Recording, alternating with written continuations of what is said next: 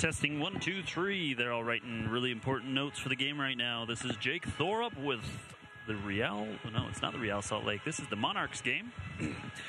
And I'm going to be filling in for Landon today. Jake, you sound like a natural. I don't know much about soccer. I know there's a ball. I know there's players on the field. Grass is green today.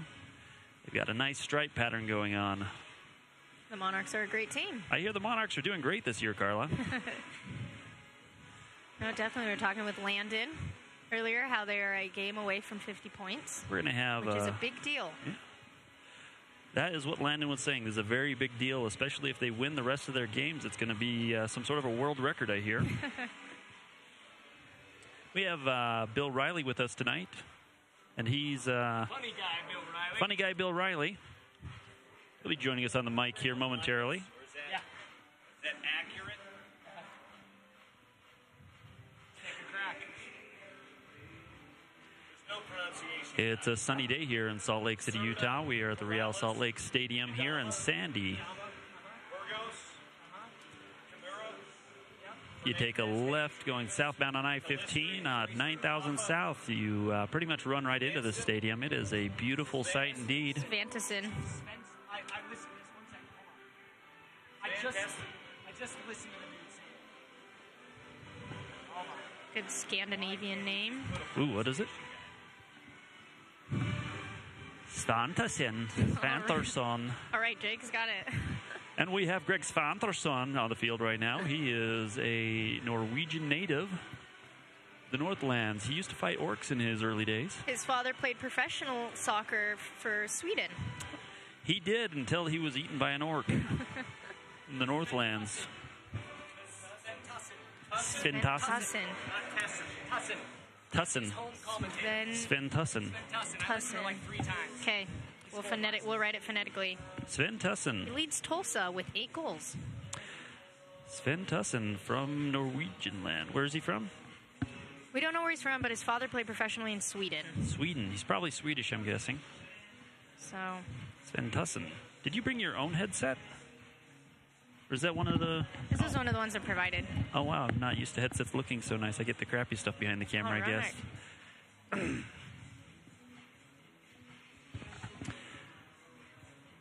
We are 2 minutes to live. 2 minutes to live. I'm going to give this headset over to Landon and let him do the rest of the audio check for Sirius XM Radio.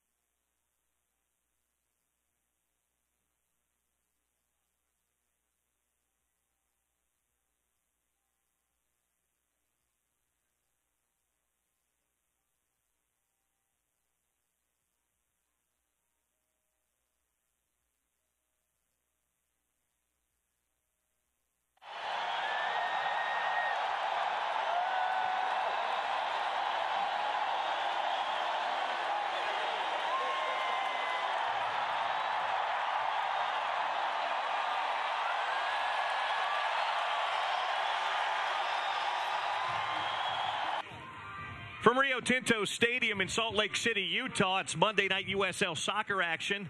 As we welcome you into Rio Tinto Stadium, Bill Riley, Carla Haslam, and Landon Southwick tonight. The home team hasn't lost very often this year. It's been a spectacular year for Mark Briggs and the Real Monarchs. But one of the few times they've suffered a defeat this year, it was at the hands of tonight's opponent, the Tulsa Roughnecks. It was in Tulsa. It was a while ago, but the Monarchs will try to bounce back. They haven't lost at home yet this year. And Landon, as you look at this team, they're poised and ready to surpass certainly what any expectations were this year, if they haven't done that already, and maybe, just maybe, set a record for points here in the West. You know, I definitely believe what you just said. Past any expectations they had set for them. A team that wasn't capable of winning many games in the season, now sitting in first place in the USL outright, 7 points clear of second place in the Western Conference. And not only are they on a good roll right now, Carlo, but they're a healthy team, and that bodes well for the home side. We'll talk a little bit about this Real Monarchs team with Carla, give you starting lineups here in just a minute. But first, let's head down to the field for the national anthem.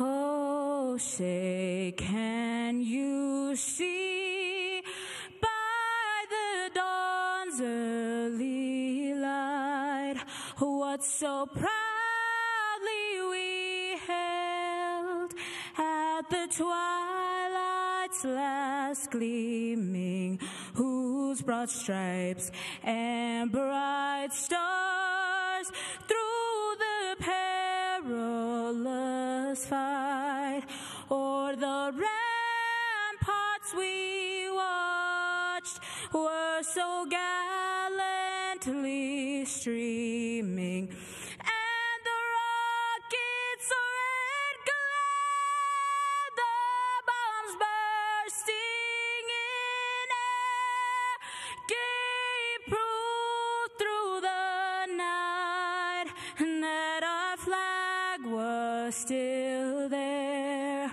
Oh, say does that star-spangled banner yet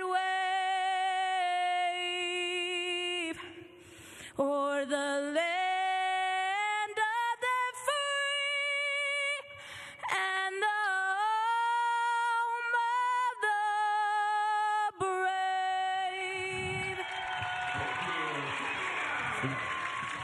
Vivian Alamon with our national anthem here tonight in Salt Lake City as we get you ready for the Monarchs and the Tulsa Roughnecks here this evening. Bill Riley, Carla Haslam, and Landon Southwick. Carla, I was getting to you talking about the health of this team. They've been terrific all season long, and there's certainly more of an influx of talent with this team. But at the right time of the year, they're now beginning to get some of their key players who were out for a little while back again. No, and this is exactly the perfect time that you want to start peaking. You're about 2 months away from what would be that playoff spot. Landon mentioned earlier that they're several points away from getting those 50 points, which would be huge for the Monarchs, who last year didn't even make it this far. Some of the RSL/Monarchs players who have contributed this year are up with the Rising Stars game at MLS All-Star, including Jose Hernandez, who got the call up late today. But Landon, as you take a look at the starting 11 tonight for Mark Briggs, it's a very potent attack tonight, isn't it? And something that we haven't seen in the past few games, Velasquez and Adams back in the starting lineup together. That core unit for the Monarchs is back tonight together, providing service and a lot of goals coming for the Monarchs, with Velasquez and Adams serving up to Hoffman. Here it is in back. Schuler, Schmidt, Sparrow, Dunk, Lakawecki, Beasler in the midfield. Haber, Adams, Minter, Velasquez, and Hoffman up top. That's a good 11 tonight. On the other side for the Tulsa Roughnecks, they'll go with Corrales, Jadama, Burgos, Kimura in back with Serta in goal. Fernandez, Hayes, Calestri, Kafa, Rivas, and Svan Tussen up top tonight. As the Roughnecks come out in their road grays, the Monarchs come out in their dark uniforms tonight with the yellow stripes up the side. This team very potent. The last time we were together, we didn't see Adams. Adams back in the attack, and that's another weapon for Mark Briggs. And Adams brings a lot of stability. He's one of those players, not super flashy, but just very, very consistent. He's able to get the ball and distribute, and it creates a nice little rhythm, a nice little consistency for the Monarchs. We'd like to welcome in those listening tonight on our flagship radio home in Salt Lake City, Utah, ESPN 700. Those watching and streaming the broadcast tonight on YouTube, and our friends listening in on our Game of the Week tonight on Sirius XM Satellite Radio. Thank you for tuning in wherever you may be tonight. It's warm, but not stiflingly so here tonight. As the sun sets to the west, a glimmer of sunshine across the field as we get you ready to go tonight from Rio Tinto Stadium, the home of Major League Soccer's Real Salt Lake, and also the home of the Real Monarchs. The Monarchs playing terrific soccer right now, but as I mentioned early in the broadcast, the Roughnecks got them in Tulsa back on July the 1st, 2-0, and that was one of the few setbacks this team has had this year. We'll see if the roles reverse and the worm turns here tonight in Salt Lake City. One of 2 losses, but this Tulsa team's coming in strong, 10 points in their last 4 games, very capable of a good game tonight here at Rio Tinto. And we're underway. Tulsa Roughnecks in gray, moving right to left across your radio dial or screen tonight. And the Monarchs at home moving left to right. Lakawecki turns it back the other way, held in at the midway line.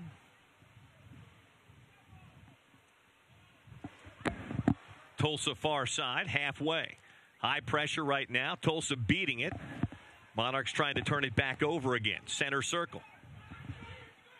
Ball up the near sideline. That's a long run. Getting on the end of it, Corrales. Defender in front, plays it back. Pressure on the ball again. Beasler couldn't get there. Here comes Fernandez. Good step and a break up there by the center back. Actually make that Adams coming back to defend. Expect to see Corrales moving up this left side all night long. Tulsa's going to play more in a 3, essentially, with him moving forward constantly throughout the game. Here's Chris Schuler, rolls it across midfield. Reagan Dunk along the near sideline, gets it back again. Daniel Haber, back to Dunk, who couldn't keep it inbounds. And a throw-in coming for the Roughnecks right in front of their own bench. Corrales up to throw it in. Our referee tonight, Brad Jensen. Turnover in the midfield. Adams. Now a negative ball back to Schmidt. Schmidt plays it wide to Lakawecki. Back to Schmidt again.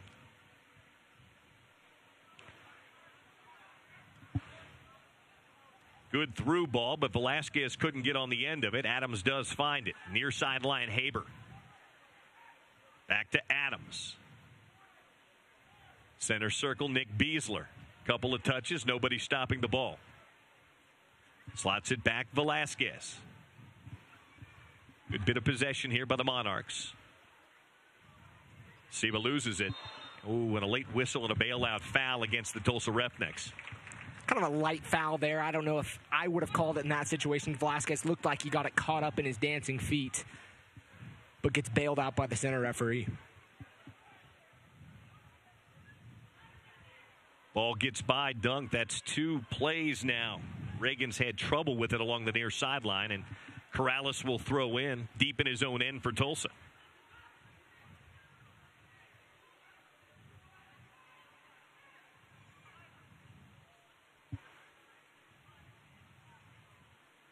Roughnecks playing out of the back.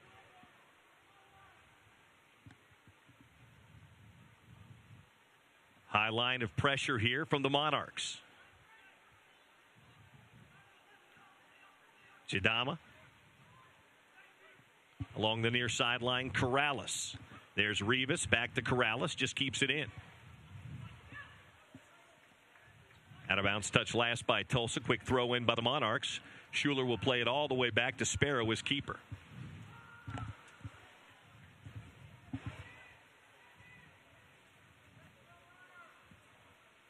Halfway line, Lakawecki plays it back to Schmidt. Neither team seems to be in a hurry just here early on. We're in the 4th minute and scoreless. Yeah, this Tulsa team's looking different than when we were last here, Bill. In the last game where Tulsa was able to get their win, their line of confrontation was way higher. They played a high-pressure type of soccer, and we're seeing a completely different team here who's content to sit back. Ball out of bounds off of Rivas, thrown back in again by Reagan Dunk. Minute number 5 and 0-0 here on a Monday night in Salt Lake City, Utah. Monarchs and Roughnecks in the West. Schuler, ton of MLS experience under his belt. He spent much of this season with the Monarchs, though. And one of those success stories from the Monarchs last season, getting called up or signed by Real Salt Lake after spending time with the Monarchs. Really, in many ways, just a rehab assignment, getting his legs back underneath him after the injury. Here's Adams along the end line, plays a ball in, sent back out again by Jadama. And a throw in for the Monarchs deep in the Tulsa end, far sideline. It's nice to see Adams back in there providing service, putting crosses into the box. That's one of the things the Monarchs lacked in these last month and a half or so as he was on the injury list. Charlie has it just outside the area. Plays it wide to Lakawecki. Left-footed ball. Takes a deflection into the box. It comes. Minter with a couple of touches. Couldn't control it. Adams back on it. He'll lose control, and Tulsa has it back again. Roughnecks trying to counter. Up the near sideline comes Rivas. Joaquin Rivas cut off. Taken back away again by Daniel Haber. Ball a little far for Hoffman. Can he get there? He won't. And cleared out by Tulsa. Nicely done by Burgos and back. And that may take a few minutes for them to get back on the same page. Really haven't been on the same pitch in quite a while in a game situation. But expect Haber and Velasquez to be together here later on in the game. Jadama in back, walks it up. Long touch, gathers it back in again, plays it across the halfway line. And again, Rivas couldn't keep it in bounds. Neither Dunk or Rivas or Corrales have had a whole lot of luck keeping the ball in bounds along this near sideline. Back it comes. Chris Schuler rolls it across to Justin Schmidt. Schmidt ahead. Lakawecki. Make it Minter. Lakawecki overlapping. Minter run off the ball nicely on that far sideline. Mura does a nice job, and then out of bounds it goes. And Jensen and Kimura having words over there.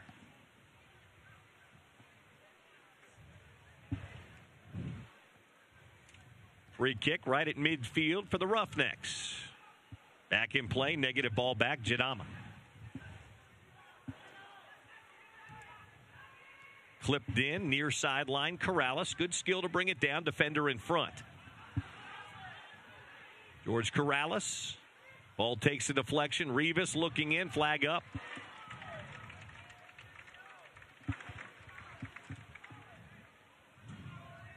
Gillespie that time on the offside side of things, and the flag up for the referee's assistant on the far sideline. Free kick coming here for Sparrow. The Monarchs are going to have to watch that. One of the things that Tulsa loves to do is to send it out wide and then get some sort of chip floater ball into the box in hopes that a striker like Calistri or Sventesson is going to get their head on it. We'll get one of those tall players in the middle. 6'6". You've got some height in the box. And he has a little ponytail, add like 2 or 3 inches to his head. Is that your trick? Up the near sideline comes Dunk. Reagan just keeps it in this time and cuts it back inside to Haber. Back out front, Velasquez. Now Adams to Velasquez. Takes a turn, has a go right at the keeper, and Serta not so certain with it, but he does come up with the save. And outlets to the near sideline here. 9th minute, 0-0. Just a quick test to the keeper that time by Velasquez. Not bad to sometimes get your first shot on goal, get something off the foot, get that feeling, test the keeper, see where he's at. Here's a giveaway again in the midfield. Adams comes away with it. Charlie just kind of playing in a roaming position right now. He's on the far side. He's on the near side. He just kind of has liberty to go wherever he needs to go in the midfield. I think you have to credit that to Nick Beasler. Sitting in front, he sits in front of that back four, really does protect the defense and allows Charlie to play kind of that roving guy behind Sebastian Velasquez.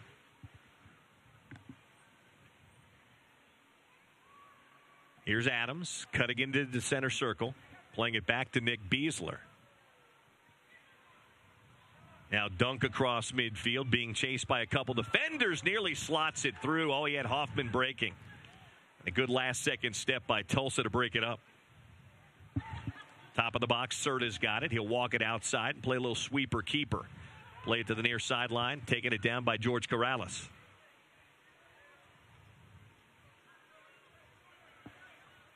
And then a touch out of bounds, and you can see Corrales just drop his head as he wasn't on the same page as Kaffa.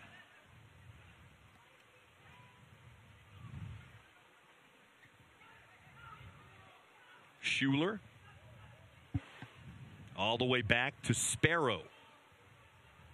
Cuts it wide and outside, and Schmidt will walk it up the field, far side. Plays it back now to Schuler. 10th minute, 0-0. Not much happening in the way of the final third for either side. Both teams look content to maintain possession and wait for large opportunities. Neither have had a big opportunity yet. There's a foul going against Tulsa. Chase Minter goes down, and a free kick coming just across midfield for the Monarchs.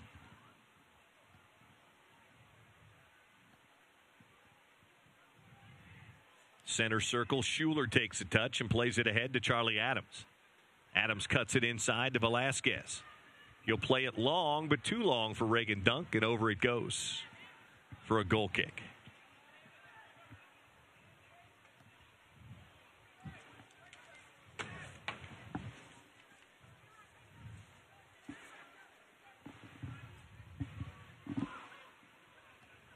Out of the back from Serta. Sent back the other way by Lakawecki. Hoffman plays it out wide. Here's Minter. Back to Velasquez. Back to the goal, Hoffman. Back out again, Adams. He'll make the switch. Middle of the field to the near sideline. Good skill by Haber to bring that down. Haber from distance. Shot takes a deflection and just goes wide. Oh, goodness. That deflection nearly got by the keeper. Out it goes for a corner kick, first of the night. Should have been an easy save, but for the deflection, as you'll see here on the replay, takes that nice deflection off the foot, and man, almost finds that far post. Yeah, Serta, you found him shifting his weight to the opposite foot. That shows you how dangerous winning the 50-50 balls in the midfield. Max Lakawecki wins it in the midfield, and from that, Haber's able to get a shot. Corner kick far sideline. Charlie Adams puts it down. Minute 12, first set piece of the night. Adams plays it, top of the box. Velasquez turning and facing, getting around the defender. Clips it in, header high and up and over the top.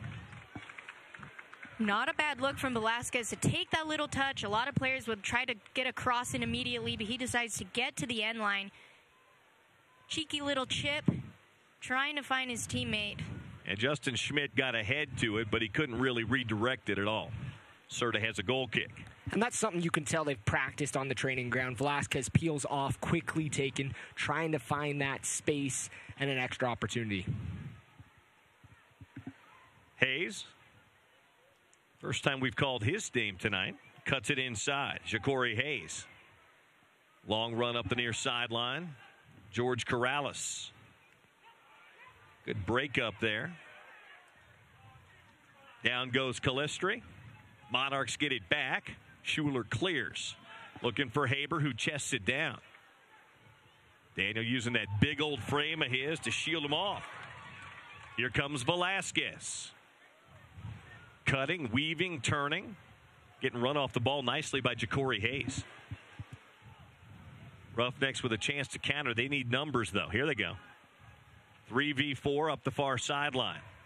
Long run, Kimura. Center of the park, Fernandez.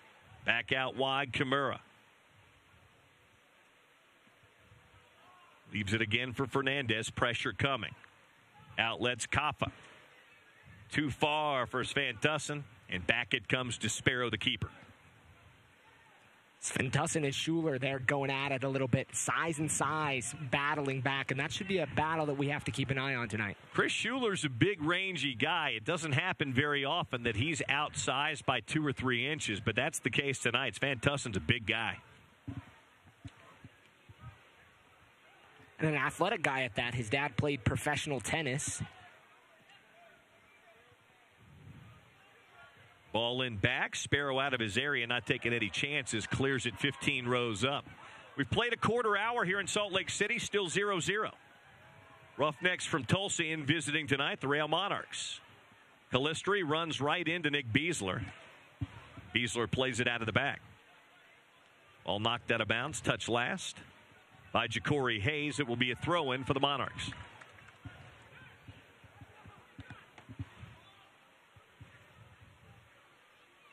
Looping ball in. Van Tussen heads it centrally, nobody there. Corrales holds it in. Makes a high spinning move to the far sideline, taken down there by Lakawecki. Max with a couple of touches. Plays it now to Charlie Adams. Nick Beasler waving people forward, plays it back to Chris Schuler.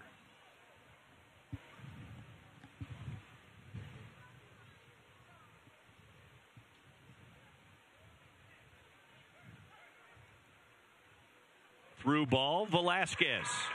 Hoffman making a run backside. Velasquez top of the box. Two defenders there, one touch too many for Sebastian. And out it goes. Far sideline, Rivas tracks it down.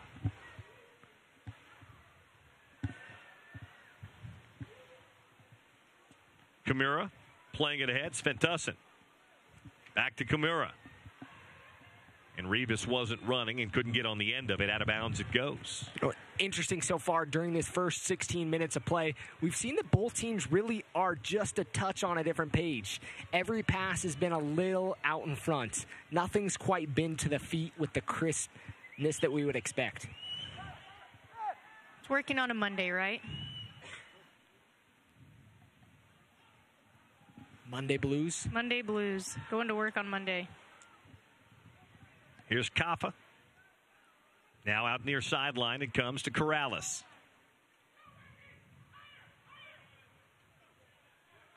Cut back inside, taken down by Hayes, plays it back to Jadama.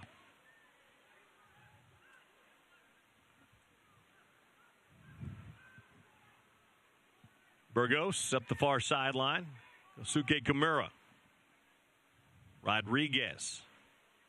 Make it Fernandez run off it, and out of bounds it goes into the one little sliver of sunshine we've got on this field, and that's in the northeast corner.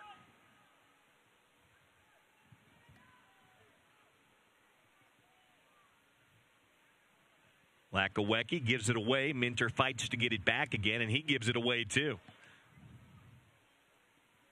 Kaffa thought about playing that ball on goal, instead plays it back out wide. Calistri. Cleared out by Sparrow. Velasquez battling Hayes in the midfield. Here comes Sebastian. Cuts it back inside. Hoffman running with him. Sebastian from distance parried down by the keeper. Oh, that was a laser from 28 yards out. Kind of an interesting look there from Sebastian Velasquez. Hoffman was making that crossing run right in front of him. Kind of took the defender, opened up a little bit more space for Sebastian Velasquez, and he hit it with pace, but the keeper was expecting it. Well, that's Hoffman's job, too. You see it on your screen, running across, trying to get any sort of space, whether to receive the ball or, as Landon was saying, to open up some sort of window for Velasquez. Well, Sebastian's never been shy about pulling the trigger, whether in Major League Soccer or with the Monarchs. And most of the time, that's a pretty good thing. No, you want a forward who's confident enough to take shots and get on the ball. But I think that shows to some of his growth in this past season. He really, this season, hasn't taken every opportunity he's had in front of goal. Tonight, that was his old self kind of taking over. He's far more disciplined now. Good battle up that far sideline. Minter had it. Roughnecks win it back again. Minter gets it back. Centrally now for Velasquez, 30 yards away. Lays it out wide. And now back out it comes again. Give and go here in the midfield. Hoffman chasing it. Back it comes to Adams into the box. Hoffman trying to free himself. Heel flick back. Velasquez in front. Broken up. He tried to slot that ball through. He might have been better served pulling the trigger. Had a good look at goal, only about 6 yards off the line. That's where you can appreciate his unselfishness, but that's one time where, as a goal scorer, you might want to be a little more selfish. Serda expecting it to come across the frame, too, leaves that near post wide open. Out it goes for a goal kick. Monarchs have created the most of their opportunities and just about every opportunity in this match so far. 20 minutes in, though, scoreless, nothing to show for it either way. 44 goals scored on the season. They're a team that's capable of finding the back of the net, led by Chandler Hoffman. 13 goals, second in the race for the Golden Boot this season, just behind Williams and blanked on his name, Kelly, from Reno. Well, and what's awesome is that the Monarchs have 11 players who have scored. So you don't have one or two stars that are getting all the goals. It's a team that's capable of having their midfielders. We've had some defenders who have found the back of the net. Really a well-rounded team when it comes to shooting in the attacking third. Throw in down below.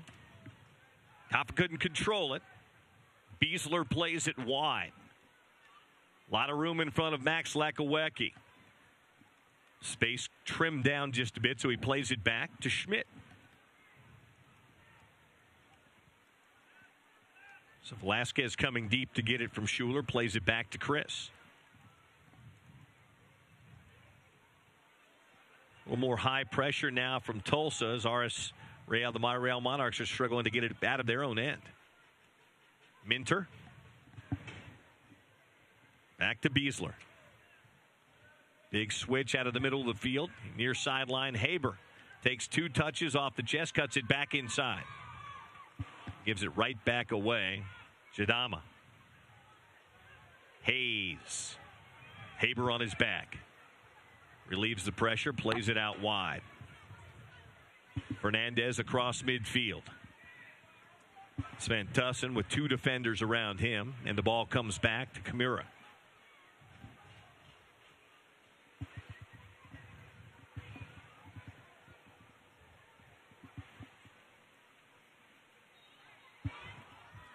And a light foul against the Monarchs. A slow call there as well. Not the quickest foul called. Now, as far as physicality goes, it's been a pretty light game. The Monarchs have been in some games where since minute 1 you see all these crazy fouls and elbows being thrown, but this is not one of those matches. And there's another foul. Maybe I spoke too soon. Brad Jensen's blown that whistle now twice in about 30 seconds. Free kick coming for Tulsa. Calling about 30 yards out from goal. Little bit of a difficulty here for Sparrow, the keeper, as he sets up his defense.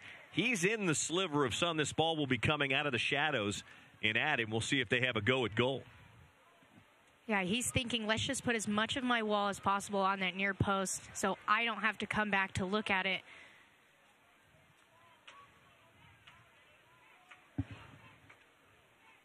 Top of the captain. Standing over it, waiting for the sign from Jensen. He'll have a go from distance, and he skims the crossbar. And out it goes for a goal kick. Not a bad look from that distance. No, and even puts a little bit of spin on it, tries to curve it away from Sparrow. Goes over by a couple inches, but you're right, Bill. That was the most dangerous opportunity that the Roughnecks have had so far.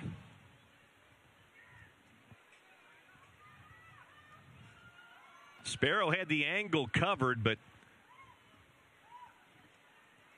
Coffin just tried to squeeze that in between the top of the keeper's hand and the crossbar. Here's Adams, wide for Dunk. Reagan, top of the 18. Dunk in, touch gets away, and then they run him off the ball. Reagan's touch has been elusive for himself tonight. Oh, they're going to say that ball was touched last by the Roughnecks. I think he got a corner lucky kick. break on that one. I think he did. Corrales, the defender, came back to run him off, and he's just kind of smiling right there. I'm not sure that he agrees with the call.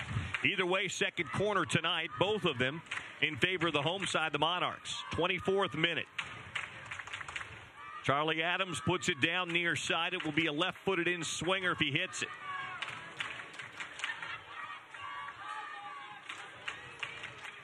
Adams drives it in, top of the 6, through the box and out the backside.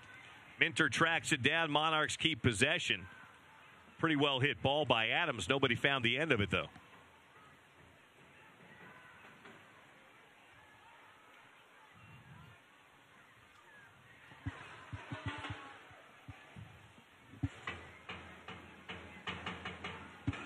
Top of the box. Hoffman couldn't control. Back out wide again. Minter tracks it down.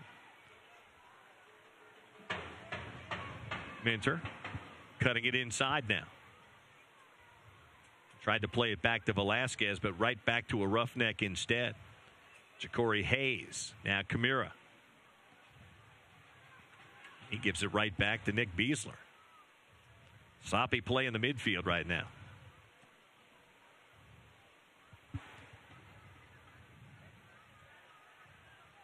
Kaffa out wide. Gets it back again. The Tulsa captain walks it up to the midfield stripe. Lays a long ball ahead. Rivas takes it down. Corrales making a run. Terrific slide tackle by Reagan Dunk. And he'll counter it the other way with a lot of green in front. If you're Dunk, you have to win that tackle. 2 men on that side. Made a daring challenge there. Was able to win it, and it paid off dividends. Here's Dunk staying with it. Back to Adams. Poking it to Velasquez. Sliding it through. Hoffman couldn't get on the end of it. And Kamira plays it out for a throw-in far sideline. You know, it's really been a game of inches. Hoffman, 1 or 2 inches, doesn't come off at Roughneck's defensive line, and he's going to have an open shot on goal. He's going to try to get ahead on it now. He's chomping at the bit. Tulsa trying to clear their end.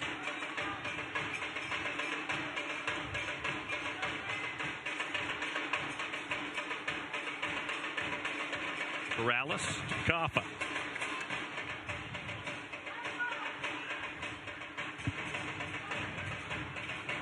Centrally and a giveaway in the midfield. Velasquez.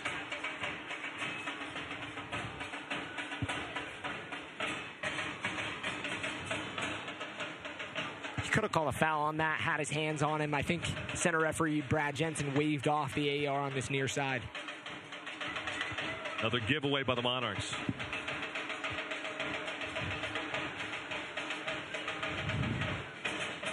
Rivas back to Corrales.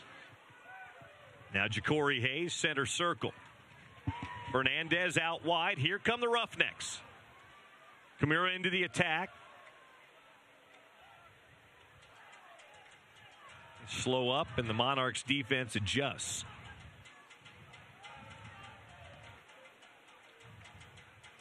Sven Tussin slots it through. Everybody flat-footed.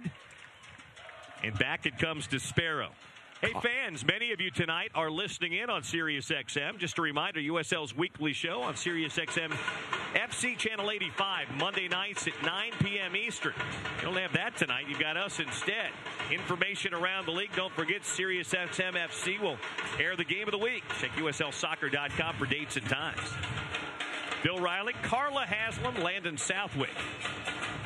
He's the funny one. 28th minute here at Rio Tinto Stadium.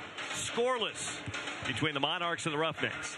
I wish I could say I was blushing, but I know it's not true. Van Tussin takes the giveaway and cuts it back to the inside. The big man has a shot, fires it wide. Not the most fleet of foot guy, but if he can get that right foot behind it, it can go. Did they say that ball took a touch? Brad Jensen pointed to a goal kick. The AR on the far side pointed to the corner. I think they're arguing that Schuler got some sort of leg on it when he slid in. Interesting that the AR is shielding his eyes, looking straight into the sun, made the call when Jensen had a straight look at it. Either way, Tulsa has its first corner kick of the night. Goes down near sideline. Some Mexican fan down there needs to throw him some sunglasses like happened to Landon Donovan. Kaffa loops one in, top of the 6. Catches one of his teammates on the back leg. That was Shadama, and it goes out far side for a throw-in for the Monarchs. Carla, we've played almost a half hour of soccer here tonight. What have you seen, if anything, in this match? Yeah, I think that is the question, Bill. Both teams seem really content to just kind of sit back and let the game come to them, and that's okay in the first half. But what happens when you're in the last 15, 20 minutes of the game and it's still 0? You know, oftentimes it's too late. Something that I haven't seen from the Monarchs is they're usually go wide and get to the end line, go wide and get to the end line. And we've only seen that one time from Sebastian Velasquez here. Monarchs doing well in the possession game, but just haven't looked like they want to go to goal. Middle of the park, Velasquez has it, plays it near side to Reagan Dunk.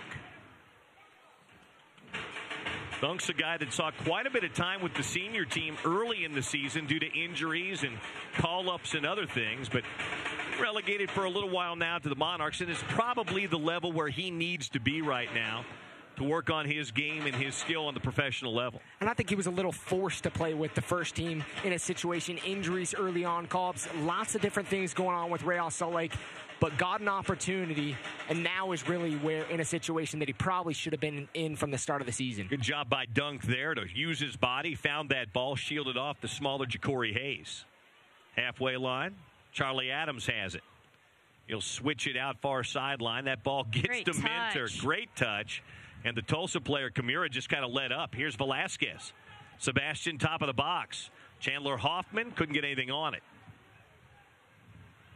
Back out it comes again. They'll reset. Beasler. Velasquez. Gets it back from Hoffman. Top of the box, dancing around it. And again, not a whole lot there touch-wise in that final third. Sven Tussin cut down by Schuler, and that's going to be a foul on the Salt Lake big man.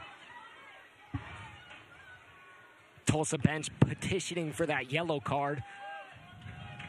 Looks like he'll get a warning from Brad Jensen as we'll get a second look at this one.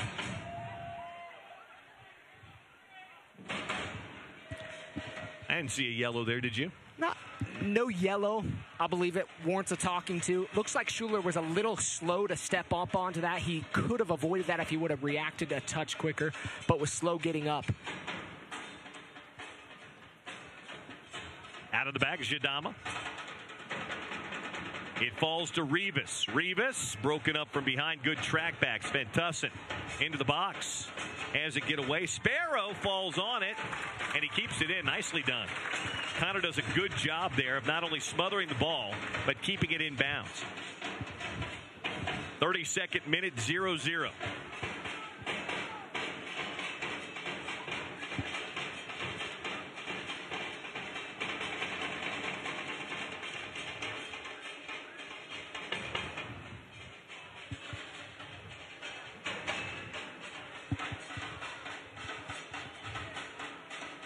A little bit of a different back look line for the Monarchs tonight. Normally you'd see a Moberg, Gallagher, Pay, possibly Schuler and Schmidt tonight in the back, in the center, with Dunk out wide, replacing Karinga. So a little bit of I think you're seeing some of those adjustments being made on the field. Normally we see a lot of attack coming up this right side with Haber and Karinga, but tonight Dunk's still trying to get his touch figured out here early on.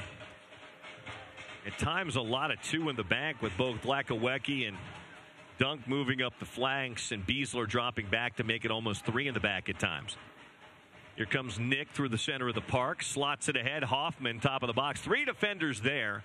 The ball takes a deflection back to Serta, Fabian Serta, Tulsa keeper. You can tell Tulsa's defense has an eye on Hoffman all night, and they've been keeping an eye close on him. Defenders on every touch, every turn Hoffman's had, he's had a defender right on his back. Well, and I think he was surprised that it got through because of that. This entire game, first 35 minutes, he's had nothing but two players on his back. So I think he was a little taken back when the ball got to me. So he was kind of flat-footed on his heels and wasn't able to make that forward first touch to goal. Up ahead it comes Velasquez. Cutting it inside, 3 and 4 defenders. Has a go! And fires it just wide. He doesn't need much room, and he got it off just before the defense closed. Missed by 6 inches, and a goal kick for Tulsa. He's playing with confidence tonight. He's attacking and going forward, taking shots with his left foot, his right foot, and from distance.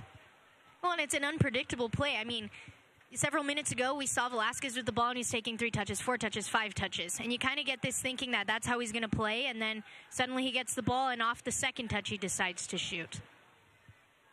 Schuler wins that ball wide for Lakawecki. 34th minute here at Rio Tinto Stadium. Monday night USL soccer, and 0-0 between the Monarchs, best team in the USL, and Tulsa Roughnecks. That touch gets away from Chris Schuler. And then he's late coming in with the challenge. He comes over the top of Sven Tussin, who was standing over him. I'm a little amazed that the ref didn't say anything there. Sven Tussin just kind of continued to amble over the top of Schuler, and he went to get up. 10 minutes and change before halftime here.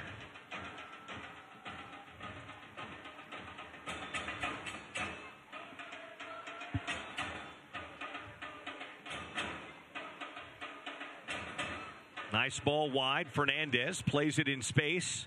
Kappa into the box. Kappa in. Kappa with a shot. Big save. Sparrow nearly got megged with that shot, but he got both legs together to stop it and kept that ball out of the back of the net.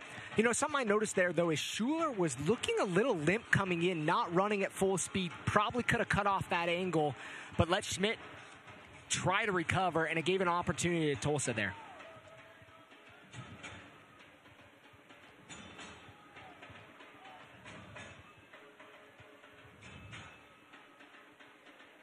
Here's Schmidt, far sideline.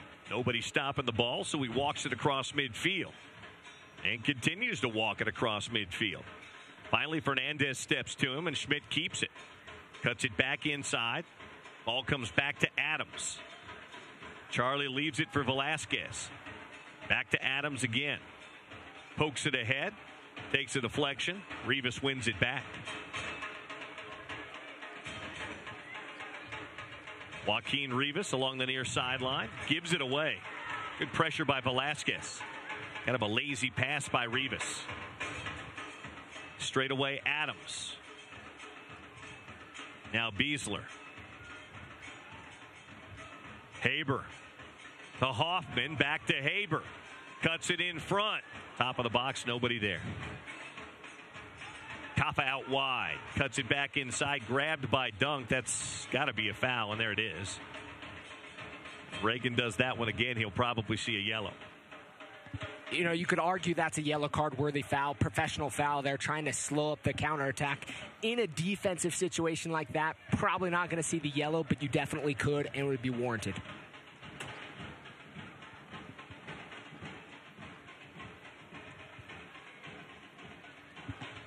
37th minute, and scoreless from here at Rio Tinto Stadium.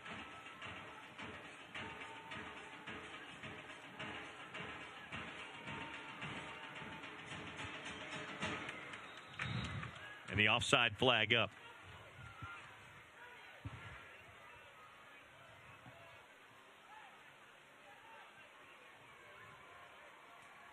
Wondering if we'll see either team break through in this first half. Both teams with a few simple opportunities, nothing truly decisive. Monarchs have had more shots, but really nothing super creative yet from either team. Just a lot of possession, a lot of midfield back and forth, and content to see where that leads.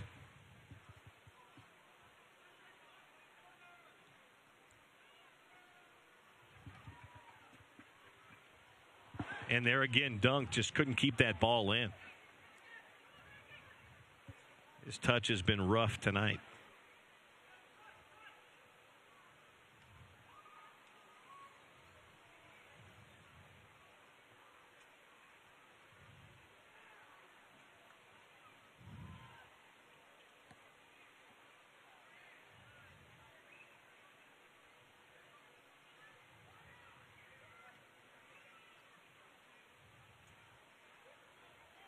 Monarchs content to continue to go back to the back line. Kind of a meaningless possession so far.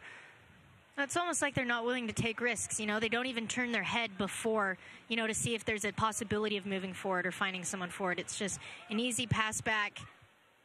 It's very unlike this team that we've seen much of this year. This has been a very much an aggressive squad all year long, taking chances, finding gaps in defenses. There's really been not much of that tonight. Lacks the creativity, I think, is what's coming to my mind. Not much movement in the midfield. I think Beasler's doing his normal job, sitting kind of in front of the back four, but you're not seeing much movement between Velasquez and Adams, whereas normally you'd see those two interchanging and kind of working together. Well, yeah, and usually you see a lot more 1v1 takes, especially as you approach the goal. And Velasquez has taken his 2 shots on a 1v1, but besides that, you know, players like Hoffman and Haber usually love taking players on 1v1, especially when we're on the sideline, especially when they can find space. But that sort of foot skills, that sort of creativity we haven't seen. You really haven't seen a whole ton of that on the opposite side either from Tulsa. Kaffa is normally a guy, Corrales is normally a guy that gets up and is pushing from that wing. Really haven't seen much of that tonight. Well, soccer fans, Nike is an official partner of the USL. If you'd like more information on Nike Soccer, very simple. Go to NikeSoccer.com. I'm not sure that they could make that really any easier. NikeSoccer.com. Reagan dunks at the halfway line. He decides he doesn't want it. Plays it back to Chris Schuler. 40th minute. 0-0 between the Monarchs, who ride atop the Western Conference of the USL, and Tulsa Roughnecks, who come in at 8-1 with 25 points. Monarchs 15-2 with 47. It's not a bad place to be this far in the season. Not even in August yet. Hey, tomorrow. But not tonight. Here's Kimura. Cuts it out wide. Long run there. Calistri. Back to Kimura. And a great slide tackle there by Justin Schmidt.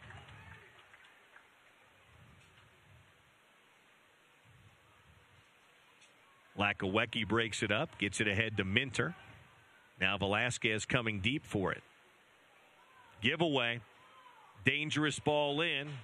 It's Van Tussen. Sparrow off his line to gather it in. That had the potential to be far more dangerous than it actually was. Tulsa was way too slow getting on that turnover. It really just doesn't look super fluid in the back either from the Monarchs tonight. A lot of possession from the defensive unit, but really not together. You know, you just don't feel like that drive, like that energy out there. It seems like both teams kind of lacking that fire that gets them to, fight for a ball and get it. Schmidt doing a great job, but you don't see that sort of energy out there. 42nd minute now. Tulsa with possession. Real Monarchs final third. Good read by Lakawecki. Minter tries to keep it in, can't do it.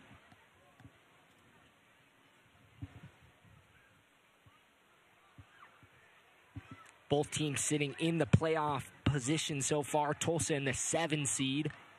Just barely in front of Orange County SC, 26 points.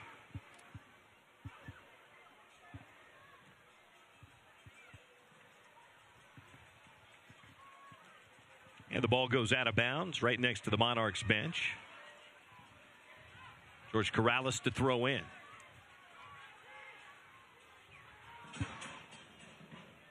Kicked out of bounds again by Velasquez as he made a little contact there with Hayes.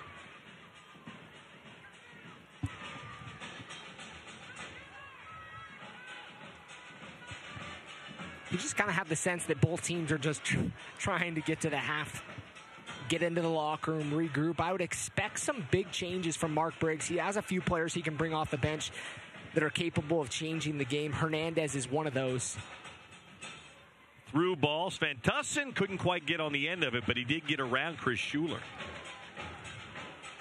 Go back to what you said a little while ago, Landing. Schu does look a little bit of a step slow right now. I'm not sure if it's... I would wonder if it's an injury. I wonder if it's the heat. I'm not quite sure. Just seems a touch too slow. Time to get some Gatorade bites in.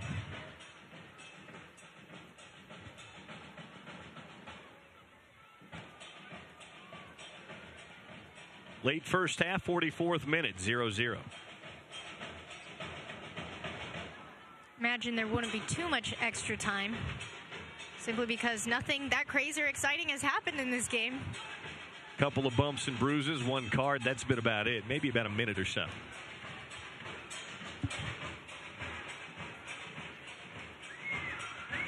Halfway line, Schmidt.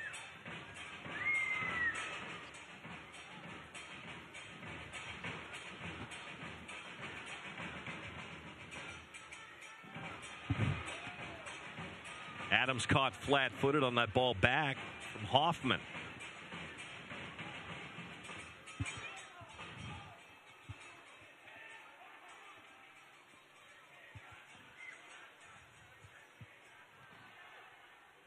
Kaffa, left-footed, bending ball, bending, and out it goes into the sunshine for a goal kick.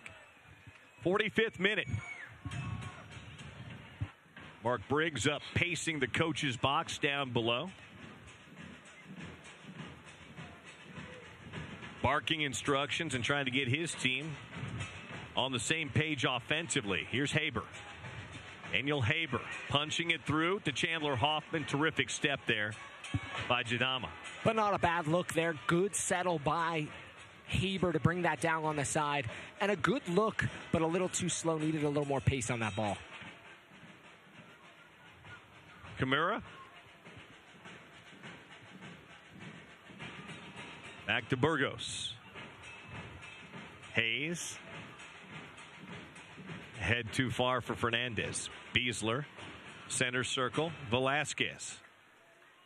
See if the Monarchs have anything in them here in the final seconds of the half.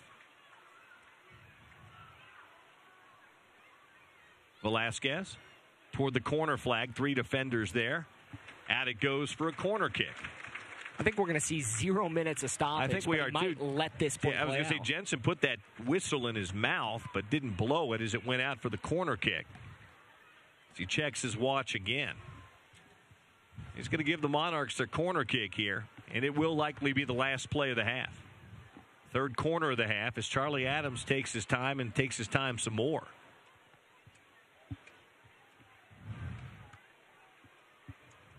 A little bit of a left-footed in-swinger here for Charlie. Here it comes. Backside, header out, and that's that. 45 minutes of soccer have been played here at Rio Tinto Stadium.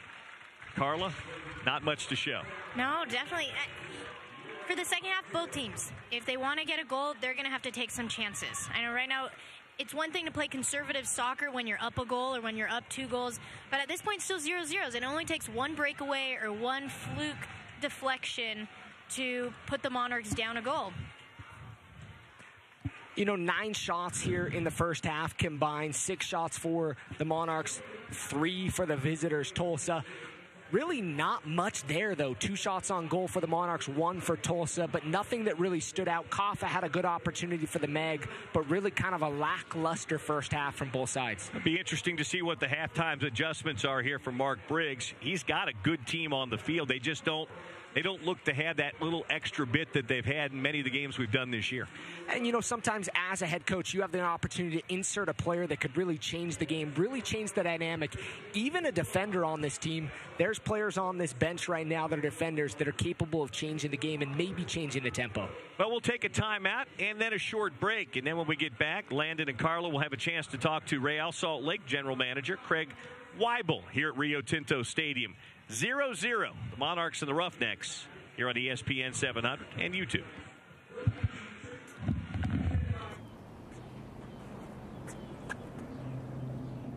Here is my handle and here is my spout. When I get all steamed up, then I shout. Tip me over and pour me out. Oh. It only takes a moment to make a moment. Cheers. Take time to be a dad today. Here's your check.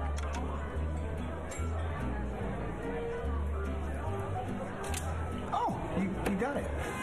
Since I got rid of my car, I really enjoy walking. Okay. Got it. No? Getting pulled over for buzz driving could cost you around $10,000 in fines, legal fees, and increased insurance rates. Oh, you're home early. You live with your mom? That'll set your game back a few years. Buzzed, busted, and broke. Because buzz driving is drunk driving.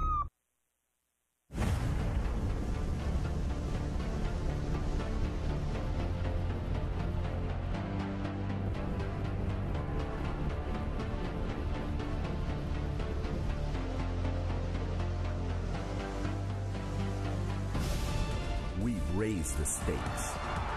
Expectations are high. Our biggest season yet will break records with elite players and future stars. Innovative technology and new homes. We're growing the game in our communities and across the nation. Are you ready?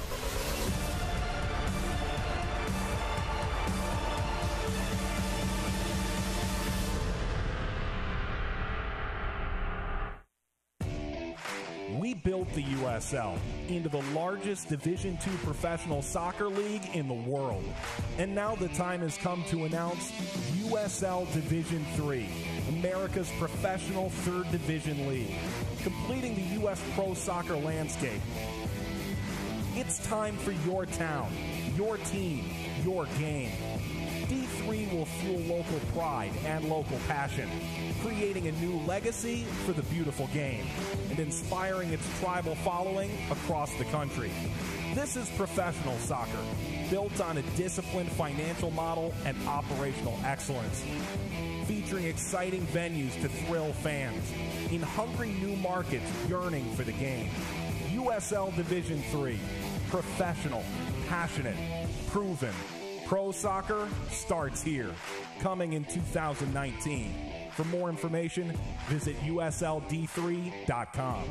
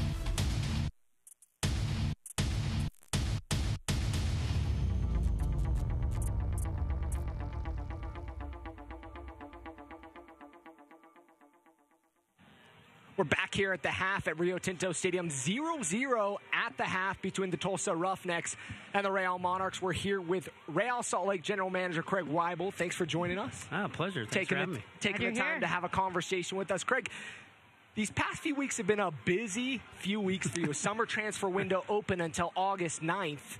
So a week and a half more of exciting conversations, phone ringing, probably phone dead most of the time.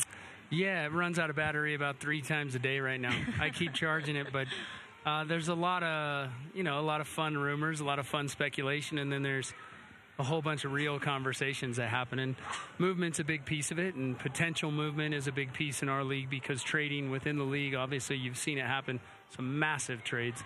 And really something we haven't seen in the past. Sporting Kansas City, Orlando, making a big exchange. A lot of money on both sides. Player that's very capable of scoring goals. Something that's unique and something that started this year. Yeah, and I think as the league grows and as we bring better players in, you're going to see good players where maybe it's not the exact fit. Or sometimes the club and the style is going to outgrow the fit. And I'm not suggesting that's what happened in that trade. But I do believe we're going to see great players that kind of evolve out of lineups. And when that happens in our league, it's going to be nice because just like every other great league in the world, there's a good fit for those great players somewhere else. They don't have to leave the States to find it anymore. And that's a unique change. I think back in the day when you were in the league, that wasn't the norm, right? I mean, I'm not saying that was too long ago, but a few years ago. Job security in my day was the fact that it was impossible to bring anyone in or get anyone out. So it worked out for a lot of us playing back then. But no, we're evolving very, very quickly as a league financially, but also structurally and aggressively. I mean, you've seen we've made some aggressive moves, some good, very, very good young attacking players in other countries that even 2-3 years ago may not have chosen to come here. Are now selecting it. We've tweaked our style of how we recruit them financially, how we make it fit. But, every team in the league is starting to find their niche. And everyone's going about it a little differently, which is really nice to see as well. You're seeing a lot of that young talent, the Albert Rusnecks, the guys that are young, were in academies, coming over at a young age instead of coming like the David Beckhams, kind of the old washed-up age. It's turning from that retirement league more to a youth opportunity league. Yeah, and I think it's becoming a very attractive league for young players because they can come prove themselves. They can still achieve those goals they have, be it Europe, be it Central, South America, whatever it is. But this is a great place to come prove your athleticism, your ability to figure the game out at a very fast pace and a very strong style of soccer. It's evolved, and I keep using that word, but so much in the last couple of years. It's a true challenge and development station. And it doesn't mean players have to come and go. They can stay for quite a while and not only improve their game now, but earn a good living. And so we're in a great stage of MLS that's only going to continue to get better over the next 3, 4, 5 years. And tell us kind of Real's niche in that. Well, hopefully it continues to be improvement. Of course. My first couple of years have been one of great change, and obviously we have a lot of players that, due to age, and as I like to say, the one person that never loses a game of soccer is Father Time. It requires change, and that evolution for us has become a little bit of a niche in terms of young talent. I think the balance we need to now really set our sights on is bringing in a bit of leadership. We have great leadership in our veteran players, but on the field, we have the good young talent now. Yeah. Now it's kind of that 26 to 30 niche where you look at our roster and go, it's not all there, right? Those pieces aren't there. So we're really focused on kind of that niche, proven players that have done it in other leagues and now have the desire to come be, high-level performers here. So when we talk about expectations for this club, for this organization, Monarchs, Real Salt Lake, what are some of those expectations you have as a general manager when it comes to transfer windows? I know we're almost done with this transfer window. Yeah. But what are some of those expectations? Giving an inside look, maybe pulling the curtains a little bit. The expectation I always have is improvement. We've done it, and the Monarchs are the greatest example because it's such a short-term project. The key is you have what you have, and you have to improve upon that. You're going to miss every once in a while. You can't hit every target you aim at. But you have to consistently try to improve at every position, and you can't be scared of those changes when they come. When the right player comes that's better than the player you have, you owe it to the sport, to the fans, and to the game to make that move, regardless of emotion, regardless of current performance or past performance. We have to have a mentality to continually get better. The legends of our organization create themselves based on performance. Those are the guys that will never let anyone take their job. And those are the ones I'll never be able to find anyone better than. And so, legends in clubs prove themselves over time. So it's not my job to try and create legends or create heroes or create stories. It's the player's responsibility to take the opportunity we're giving them and do that. And what better way to start with a homegrown player on the Monarchs, and hopefully later, like some of the players now on RSL can do, to move up to that father team. Absolutely. And, we're a club that takes our USL team very seriously. We spent a lot of effort in the last offseason building this roster. We're continuing to build in this transfer window as well. So, and it's showing. It is, and the results show. And now the challenge will be, when we sit down at the end of the year, when guys can honestly look you in the eye in my chair, in Elliot Fall's chair, and they can say, what more do I have to do? And those are great challenges for the organization. But we'll continue to do that with the USL team, and we want the challenge of having those awkward conversations at the end of the year. It's a good problem to have. It's a great problem to have, and one that we need to continue. But something that we've seen this year that's been a little different in years past, obviously the goal of the Monarchs early on and the task given to Freddie Juarez really wasn't the task that we see today for Mark Briggs. Not even close. Many fans don't understand that and kind of miss that boat, but it's a whole different mindset now for the Monarchs. And maybe speak to a little bit of that and how we see this transition and some of the success that has come from those 2 years before in the building process.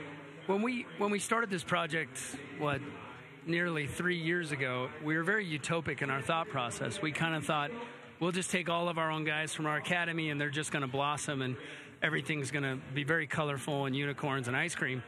And what we learned very quickly was you have to have winners in a locker room to teach young guys how to win. Yeah. You have to have proven players to teach young players how to win. And so year 2 came along, and Freddie, while we were going through this transition, had a little bit better balance in his locker room, but we weren't fully transitioned in one offseason. And, Freddie continued to grow as a coach. Freddie's tactics were very clear. It was just the ability of the players that he had weren't able to execute what he was trying to coach and what we were trying to accomplish as an organization. So we really set back at the end of last year, knowing that we had the strong desire to move Freddie up just due to his tactical ability to coach, as well as his, the way he runs a team and runs a session are fantastic. We knew he might be moving up. We wanted to restructure the way we were putting the roster together. And we put together a structure where the balance was going to be a bit more proven, but with a sprinkling of young guys that we truly feel have the ability to develop. Now, some of those will prove us right. Some of those will prove us wrong. But that's sports. And we cannot be scared of the truth of sports. And that is that when you take emotion into your decision-making, 9 times out of 10, you're going to make the wrong decision. And a few of those additions have paid huge dividends so far. Chandler Hoffman, a guy that has a championship under his belt, a guy that has experience up at the MLS level, training with, Landon Donovan, a U.S. great, training with, just blanked on his name. Robbie Keane. Yeah, they had this other guy named Keane. I blanked on his name. But, having those opportunities has brought it in, and you can tell he's a leader out there. He's a guy that's not super vocal. You don't see him having a conversation, but he leads by his play, and he's shown that this season. And, the guy's an absolute box finisher. Every once in a while you'll sit and say, man, I haven't seen him sprint, and it's just he's reading the game a little bit like Chris Wondolowski does. He's a box finisher and he finds spaces. Taylor Pay is a guy who has a championship ring. Sebastian Velasquez has obviously played in massive MLS games. You mix those guys in, you add in some quality around him. Beasler comes with years of experience at MLS level. Definitely.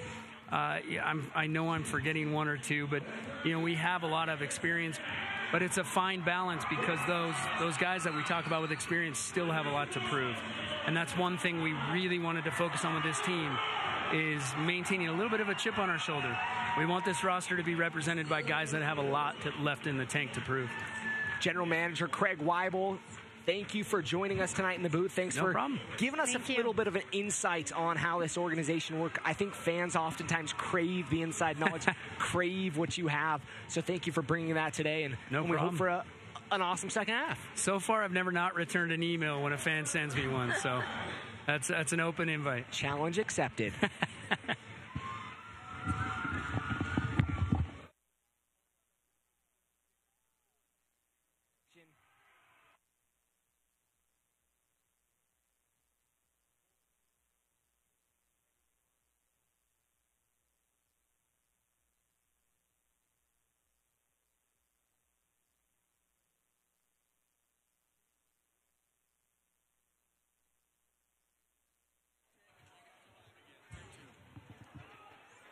And back at Rio Tinto Stadium, second half action, 45 minutes are gone and we're scoreless. And Monarchs trying to make some halftime adjustments for Mark Briggs. He's got a good lineup out there. They've just got to find a way to get more creative in the final third. Chandler Hoffman on the first foray forward taken down, and that's a foul. And it's about as good a spot as you can have for a set piece that's not a corner kick. And Charlie Adams will put this down about 25 yards from goal.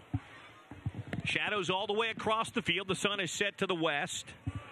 Neither keeper will have to deal with sunshine here in the second 45 minutes. Brad Jensen has a word with the two-man wall that sits in front of Fabian Serta. Adams awaiting the sign, and here we go. Jostling behind the play. Charlie plays it in with a line drive. Volleyed right back out again by Tulsa.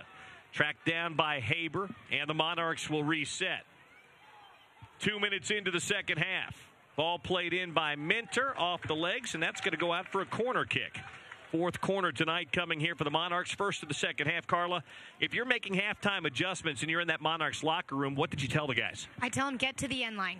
That's where a majority of the Monarchs' success has been this season, is getting to the end line and passing it back. And then I tell them, take the keeper on. Take your last defender on. I love teams that are unselfish and are willing to work together, but the Monarchs just got to take a chance, and they have to have someone who's willing to be the hero. Adams again, this time from the far side corner. Line drive in, couldn't beat the first man. Minter gets to it, and the Monarchs keep control. Reagan Dunk plays it across to Justin Schmidt.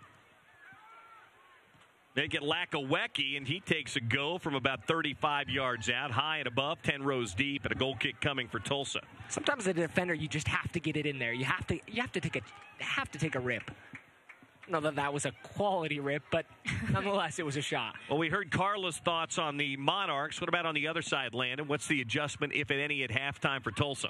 I think Tulsa needs to continue pressing forward. They've done a decent job maintaining possession. Really hasn't showed in the possession numbers, but they have to continue to attack and look for opportunities at the center of the park. Like we talked about, there seems to be a slight disconnect between the two center backs, so they could possibly find some space there.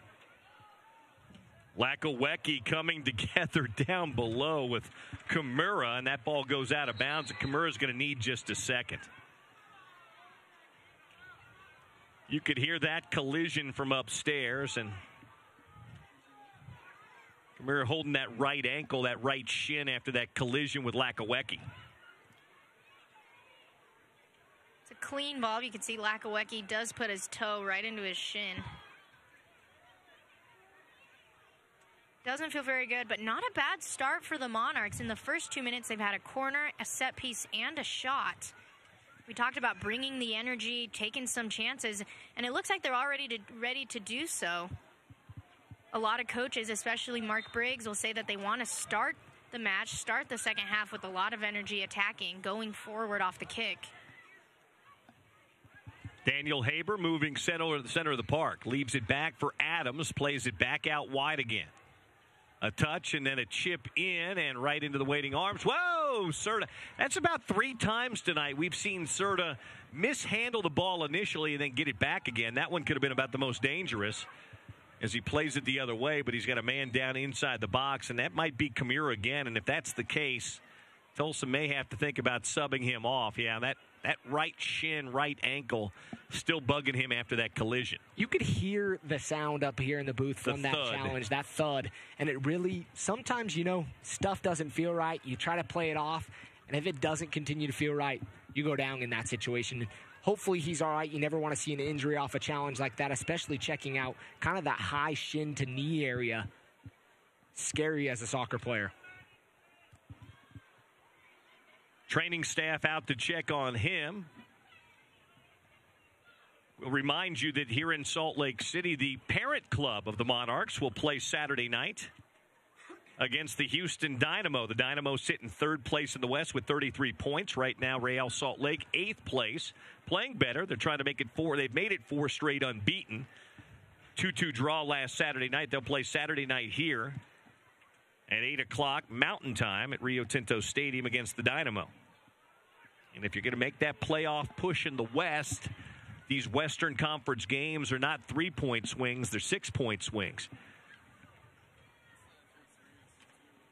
And a reminder for you fans out there to make sure to tune into USL's weekly show on Sirius XM FC, Channel 85, Monday nights at 9 p.m. Eastern for the latest news and information from around the league. Also, don't forget Sirius XM FC will air the USL Game of the Week. Check USLsoccer.com for dates and times. I'm Bill Riley, Carla Haslam, and Landon Southwick with you here tonight. Looks like Rio Tinto Stadium, and it looks like we're going to get that substitution. It doesn't look like Kimura is going to be able to continue to go. Paris G looks like he's going to come on.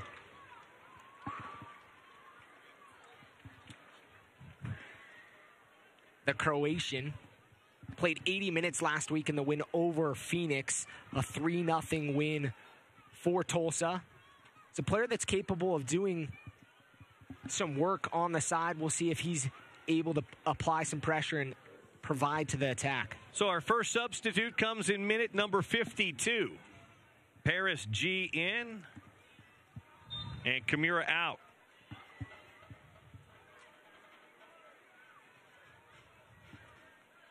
Well, FIFA fair play. They'll play it long and all the way back.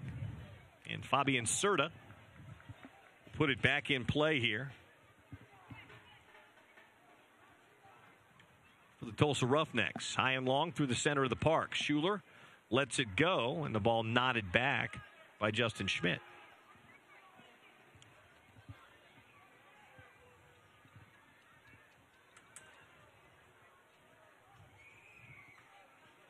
Wonder what subs are going to come and what minute either team's going to make an adjustment that's not forced by an injury to see if they can change this game. Coringa, Gallagher, Hernandez, who's bound for the All-Star festivities tomorrow. Hanlon, Moberg, Milne, all of them available on the bench tonight. On the other side, Ugarte, Ayala, Ballew, and Thierjean for the Roughnecks. You know, I think we talked about it in the first half, just before the half, wondering what adjustments would be made and what changes we'd see hurried in the second half. Really the same thing here in the first few minutes of this second half. And there's a giveaway, and Tulsa could do nothing with it again, and you could see the frustration of the captain, Kappa, over there, yelling at his teammates to make the run, but be aware of where the ball is.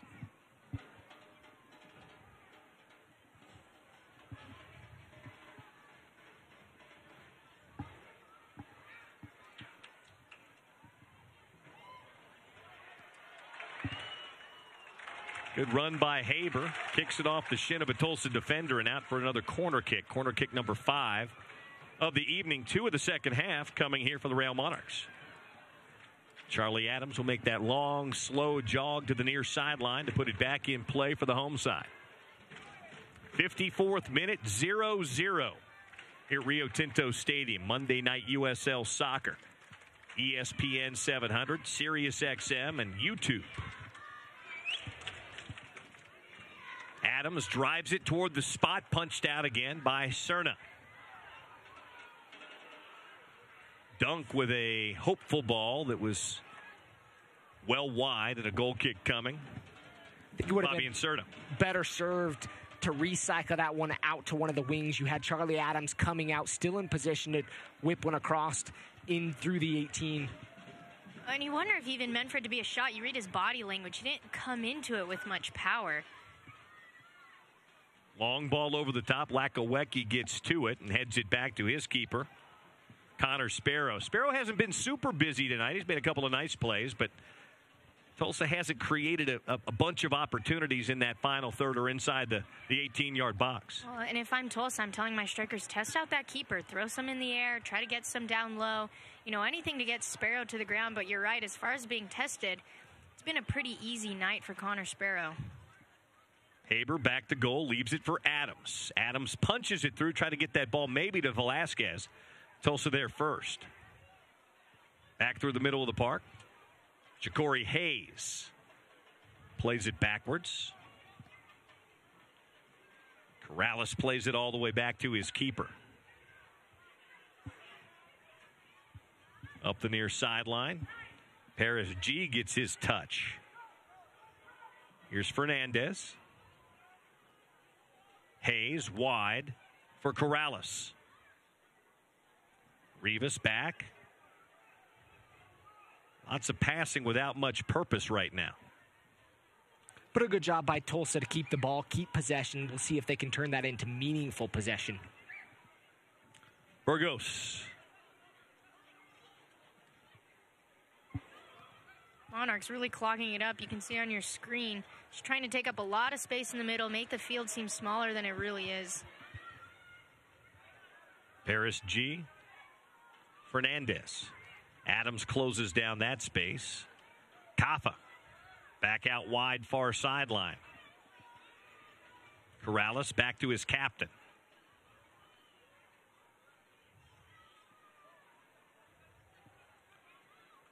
Flipped in over the top, trying to find Svantusson. Couldn't do it. That was about the best bit of possession we've seen tonight from Tulsa, but couldn't find anything out of it. And it kind of came out of nowhere, right? They kind of lull the Monarchs to sleep as they move forward 10 yards, and then a chip into the box. And it almost caught Schuler out of position. Schuler was just a touch, kind of tracking back a little slowly, and the chip by Kaffa was almost on. That one goes against the Monarchs. Free kick coming here for Tulsa.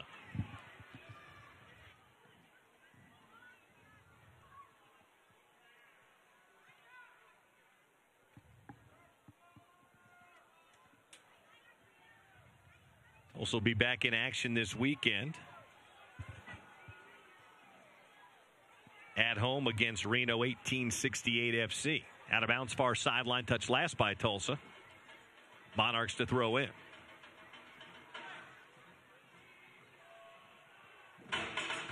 Haber wants it along the near sideline. Nobody can find him. kind of been a trend for this game. That's not the first time I've seen him with his arms thrown up in the air, begging for the ball. Lakawecki pivots and plays it back. Haber now. Center circle. Beasler. Monarchs captain plays it back out wide, far sideline. And past Minter, it goes out of bounds. Goodness gracious.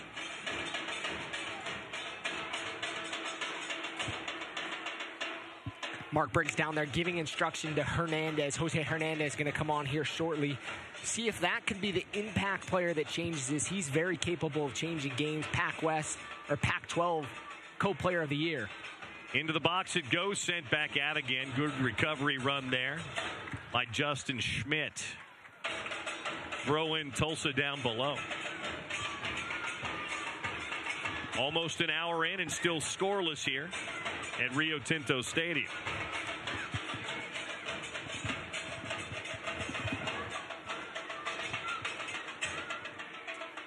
Galistri goes around Lakawecki. Ball loose in the box and cleaned out.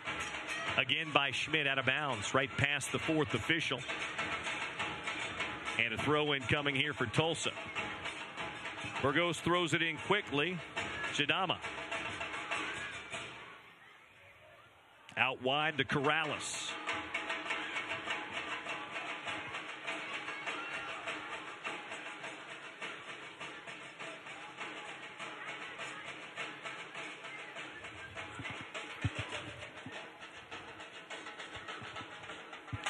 Everything seems to be a struggle and work tonight for both these teams.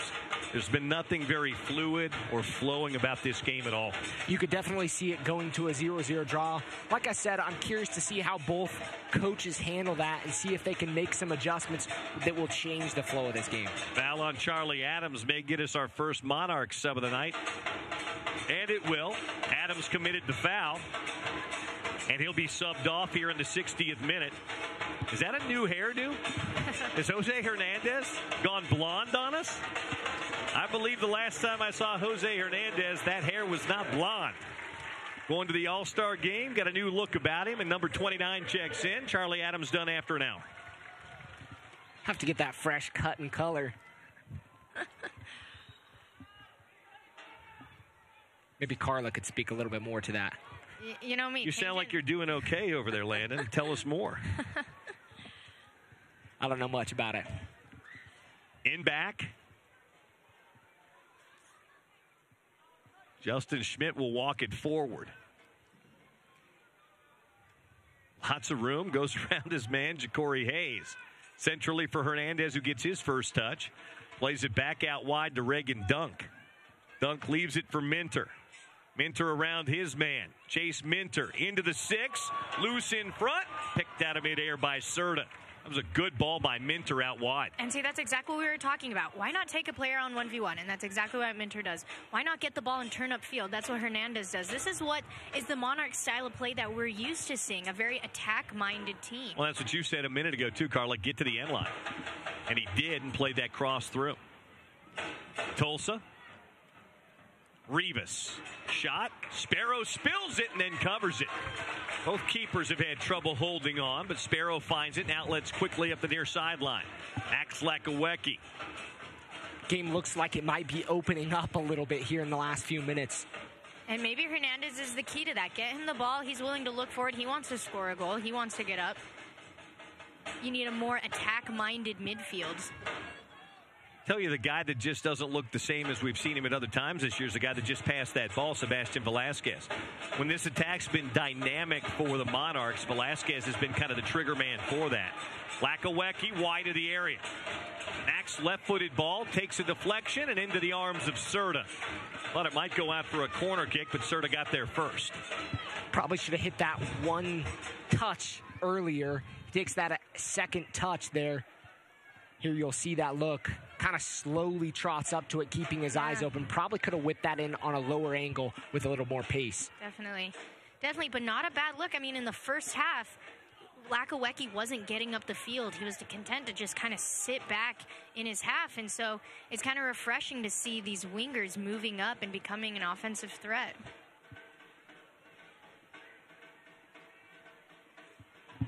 Lazy pass again, taken away by Tulsa. And hustle by the captain for the Roughnecks.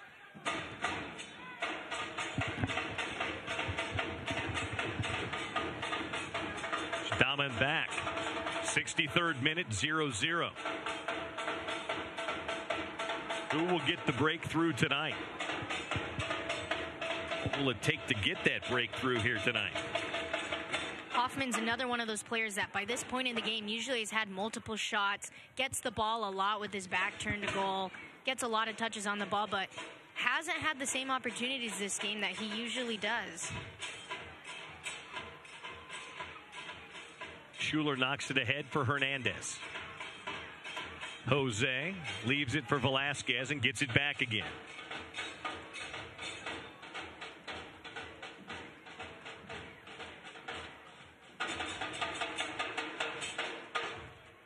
Velasquez around Fernandez.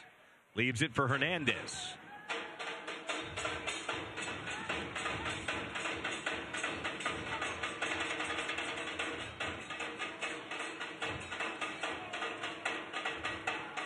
Beasler back. Dunk all the way to midfield to Schuler.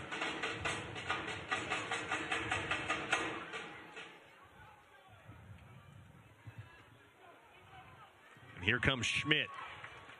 Schmidt tried to slot that through. That was going to be tough all the way. Hernandez sitting just outside the oval there. Semicircle just outside the 18, calling for it. Really wasn't seen, but possibly could have had a good opportunity there. And Schmidt made that decoy run, right? All the defenders followed Schmidt, leaving Hernandez wide open on top of the moon. That one goes against the Monarchs. 65th minute, 0-0. Going to have another Tulsa substitute coming here momentarily. It's like Christian Tharjung will check in.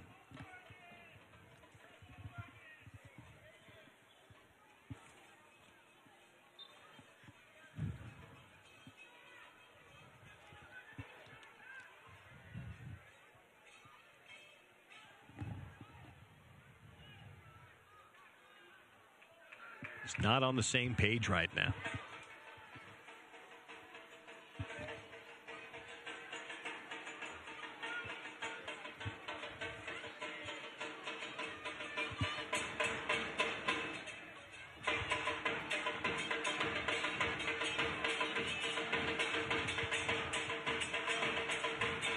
All the way back it goes to Connor Sparrow.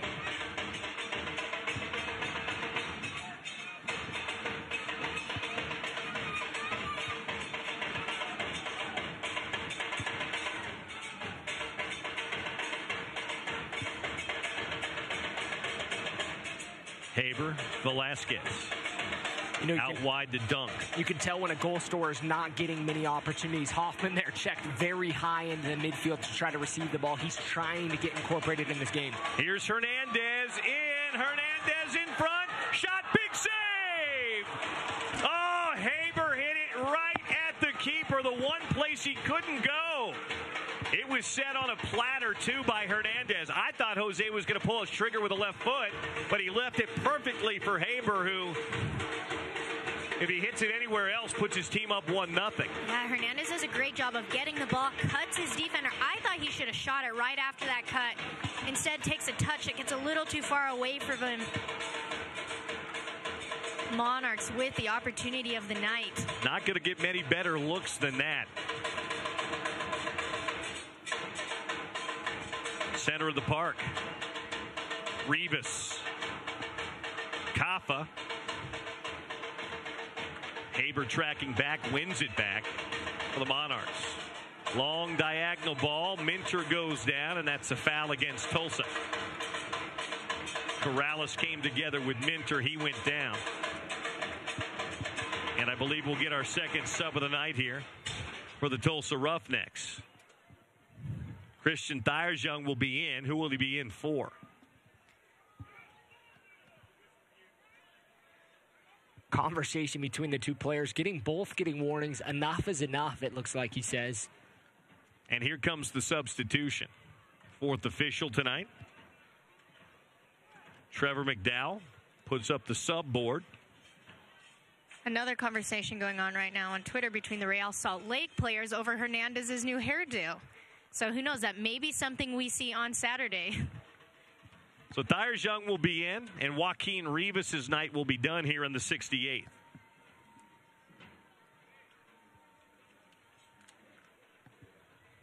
Only been with the club since July 19th. Scored in his first game minutes after coming on against Phoenix. A dream sub for any coach coming on in his debut, scoring a goal. We'll see what he can provide for Tulsa tonight. 68th minute, 0-0 here at Rio Tinto Stadium. Ball driven into the box and through the backside, and out it goes for a throw-in. Well, if you're going to miss, that's the place to miss. Paris G will throw in from his corner flag. See if the Monarchs can hold the pressure and keep the ball in this end. And they do. Out of bounds, touch last by Tulsa.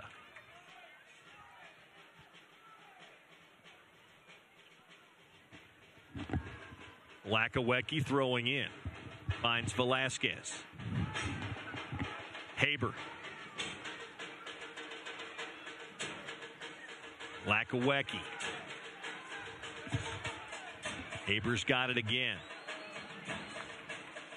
Better. Commentator curse there. Here's G.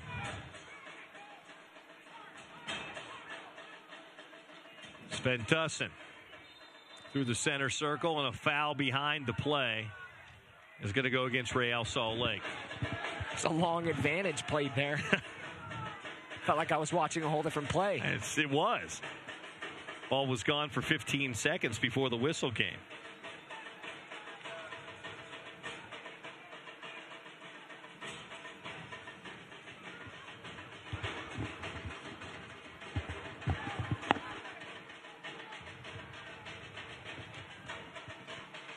Through the middle of the park. Popped back the other way by Reagan Dunk. 70th minute now. 20 and change remaining here. Will we get a goal? My Kingdom for a goal.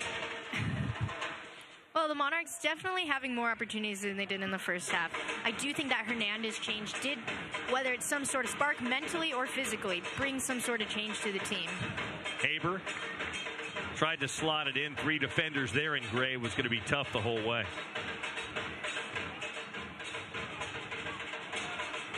Gotta love the defense there by Beasler. Lakawecki back to Haber. Slots it through Velasquez. Sebastian lost the touch, got it back again, pokes it through, loose, and cleared wide. Jadama does a nice job, kept his poise, took it off his chest and cleared it wide. It goes out for a corner kick.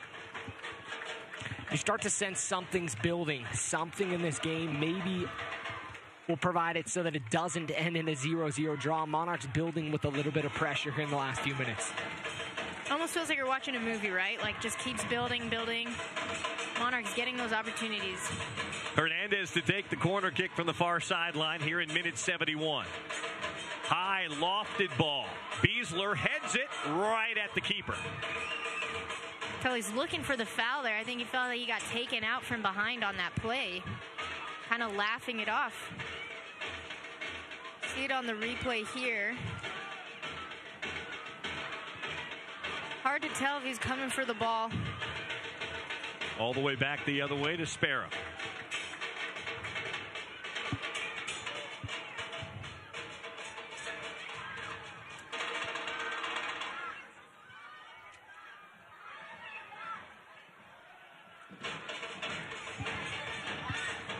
Nick Beasler trying to find distribution, lofts it in. Hernandez too small to get it.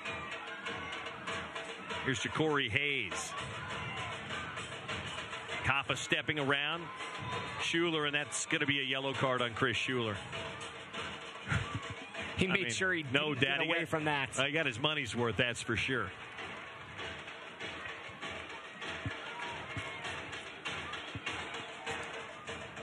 in a situation like that, if you're not going to win it, you have to make sure you take down the player.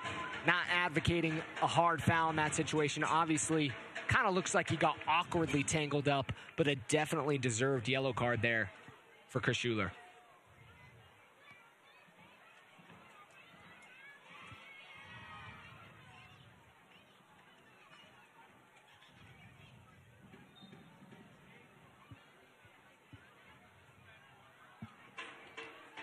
'73rd minute, free kick here for Tulsa. Line drive ball with a lot on it. Well done to keep it in.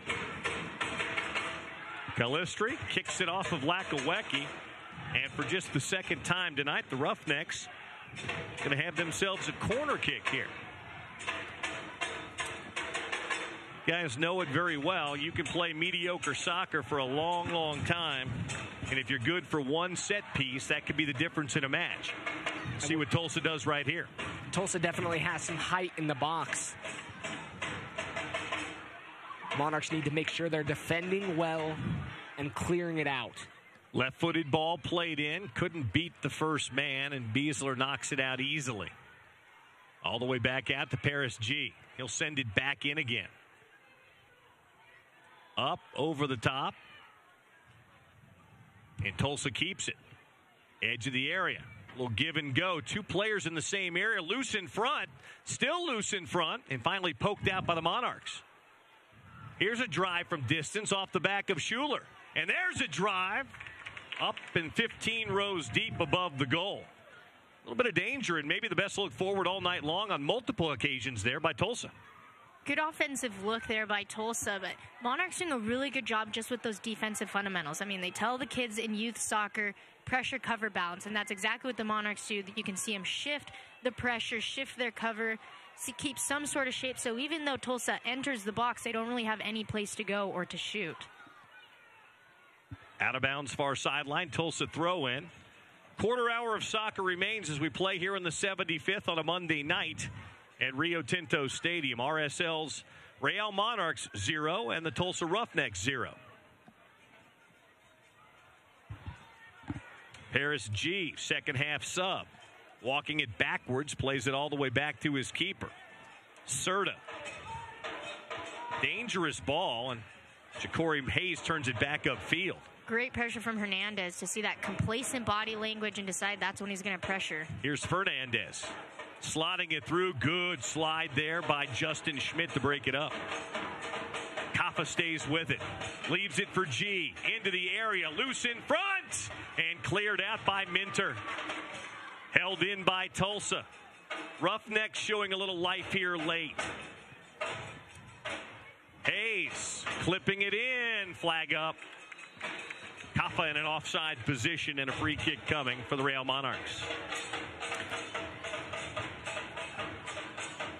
I like what you said there, Bill. Tulsa showing some life. That really is the first sequence that we've seen from Tulsa where they've actively pushed forward, actively tried to shoot on goal. I think you're going to see a little bit more of the game opening up both ways as both teams try to throw it a little forward. The home winning streak for the Monarchs is on the line. 10 games, third longest active streak. The question will be if it's too late. Should this play have started in the first half? Well, you know what the coach will say. Mark Briggs will say, absolutely, it should have.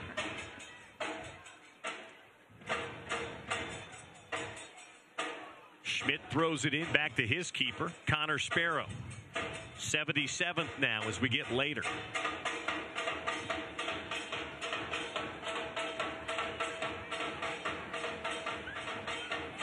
Long ball forward, Schmidt. Hoffman on his horse. Well done by Jadama to break it up. You almost felt like Hoffman could maybe get around the defender there and put himself in a good position. Hayes cut down by Sebastian Velasquez, and that will be a yellow card on the Monarchs number 55. I think it's because it's his second of the night. He had a similar play several minutes ago where he did the same thing. You know, I've never understood this as a player. I just can't stand when a referee has to bring you over. Sebastian Velasquez knows he's going in the book, but he has to bring you over. Well, it's that extra 5 yards that makes all the difference, Landon. Ja'Cory Hayes still down and appears to be maybe cramping up just a little bit. Here's a look at the challenge from behind. The ball was gone, and Sebastian just clipped that right heel. No doubt it was a yellow card. And I think no complaint from Sebastian Velasquez. He knew exactly what he was doing. Yeah, the only complaint was that he had to come back and get the lecture from the referee. So they'll stretch him out, hydrate him just a little bit as we play here in the 78th minute. Just want to remind you soccer fans out there that Nike is an official sponsor of the USL. If you want more information on Nike Soccer, then just simply go to NikeSoccer.com. And a good crowd here. It's estimated there's about 2,000 tonight's match. And so it's fun to see as the season progresses, more and more people come into these Monarch games.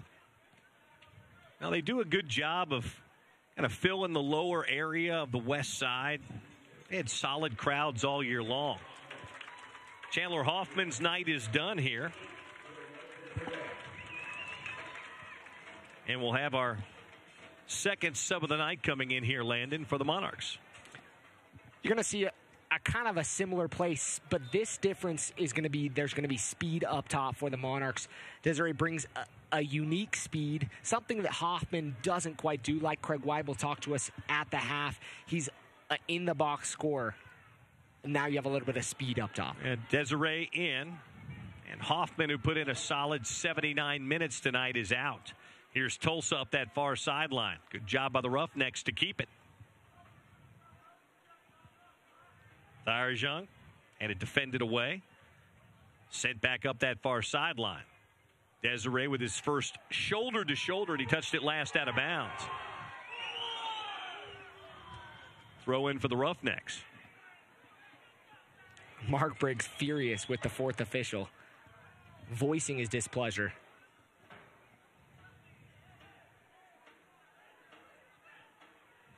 Here's Hayes. Two defenders there, stolen away by the Monarchs. And a foul against Hayes. Fourth official is one of the most thankless jobs in all of sport. You have very little to do with what's going out on the field. None of the decisions are yours, yet you're the guy that gets the earful from both benches all night long. The fourth official has to have about the thickest skin of anybody out there that's not on the field playing. And tonight's fourth official's not very old, can't be much older than many of these players, probably about 27. He's reffed a few games I've played in, and I know he's a guy that has some thick skin, so maybe perfect for the job tonight. For all the time Landon was heckling You've toughened him up over the years. Someone's had to. Lakawecki. Back to Schmidt. 80th minute. Velasquez. Hayes in front of him. Sebastian going around. Sebastian playing it in. Headed high and away. Jadama's been in the right place, the right time a couple of times tonight. Down to Jose Hernandez. The blonde one plays it back to Haber. Now Beasler, middle of the park, lost his balance. Stays with it. Wins it back.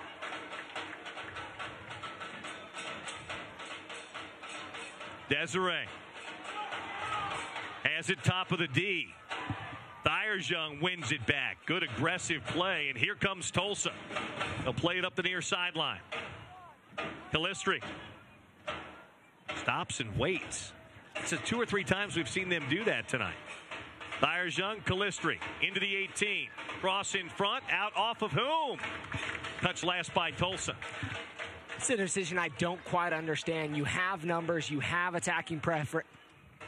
Or situation, you have a perfect attacking situation, left back's out of position, and you slow up the play. Well, it's like you're doing the defense a favor, right? Like, Landon, you were a defender. You know, you love nothing more than when a powerful, strong striker comes at you and decides to turn around and go back.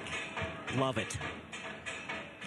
Got another injured player down right now for the Tulsa Roughnecks. Ugarte, Francisco Ugarte will check in here momentarily, and he's going to come in for the man that's down in the center circle right now, Bradley Burgos.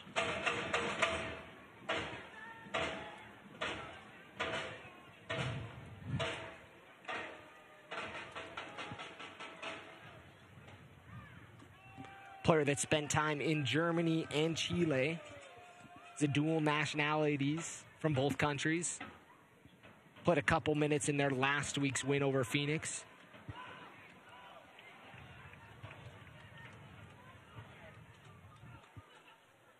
Really, it's go time. Under 10 minutes now.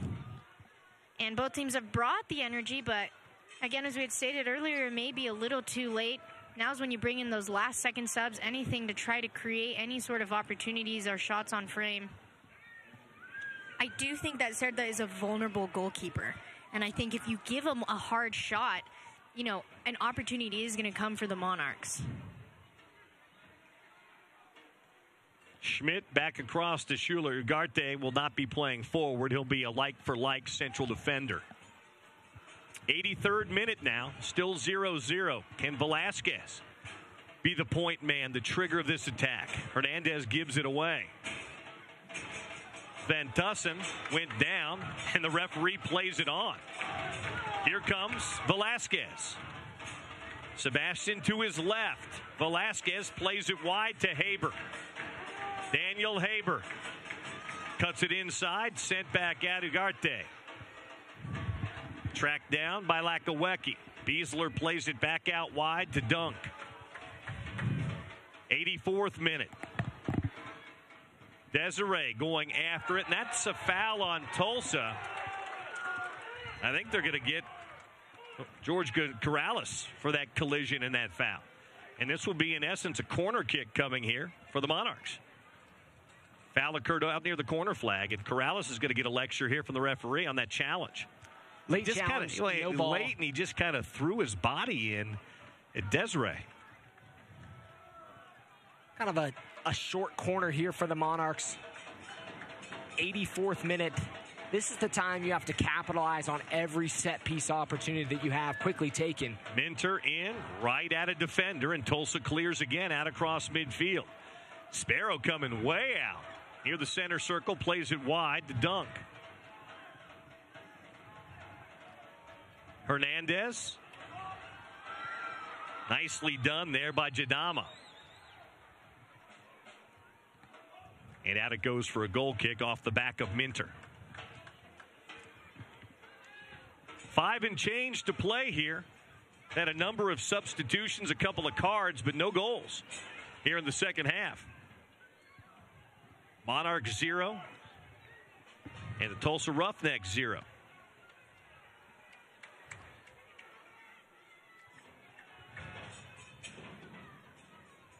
Sort of puts it in play, high and long up that far sideline. Brings it near side. Haber. Desiree around his man. Taken down at the edge of the area. They'll say no foul. He looked to be going down pretty light. He should have kept playing. That's offside. And the flag comes up against Tulsa. In a situation like that, you get around your defender. You've got to keep going. Don't lay down easy as we'll get a second look at it. And the landing gear, as they like to say, came up a little too easy that time. He lost the ball, then went down. But a good look. Kicked out of bounds into the Monarchs bench. Throw in coming here for Salt Lake.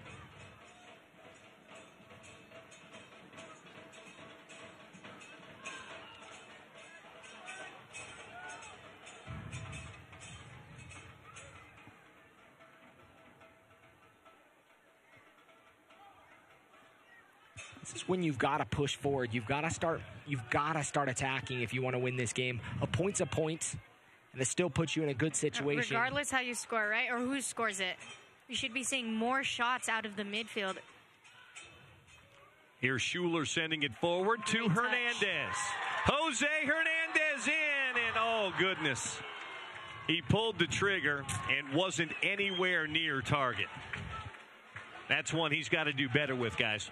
Well, especially at this point in the game, you're reaching the last 4 minutes. That's when that composure comes. That's when you remember chest over the ball, head down. And sometimes you see those weary, wide shots, you know, with players who are fatigued, who have been playing for 90 minutes. But Hernandez doesn't find himself in that case. He should still have some gas in the tank. Here's Lakawecki ahead to Haber. 87th minute now as we get later. Schuler got his feet caught up. Are they playing advantage? Nope, they whistle the foul and a quick restart. Hard foul here. Ouch. Oh. To me, that's almost a yellow card worthy. He made no play on the ball. He just kicked Schuler's legs out from underneath him from behind.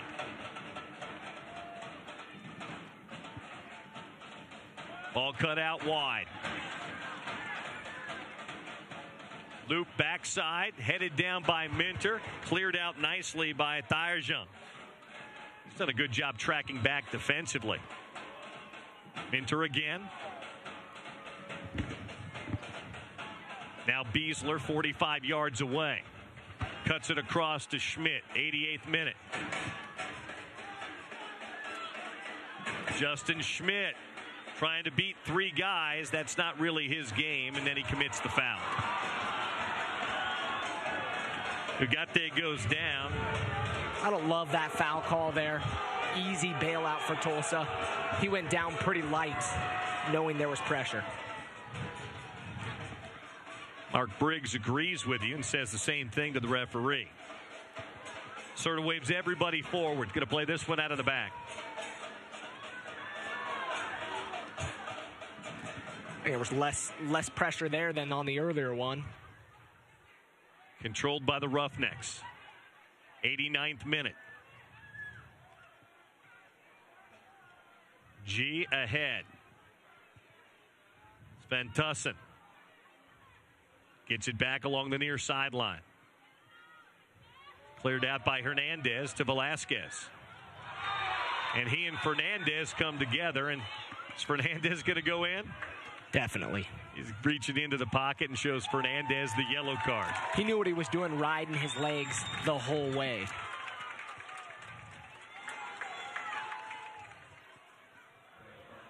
Monarchs are going to have to get the giddy-up going here if they're going to try and get a go-ahead goal. 89th minute, 0-0.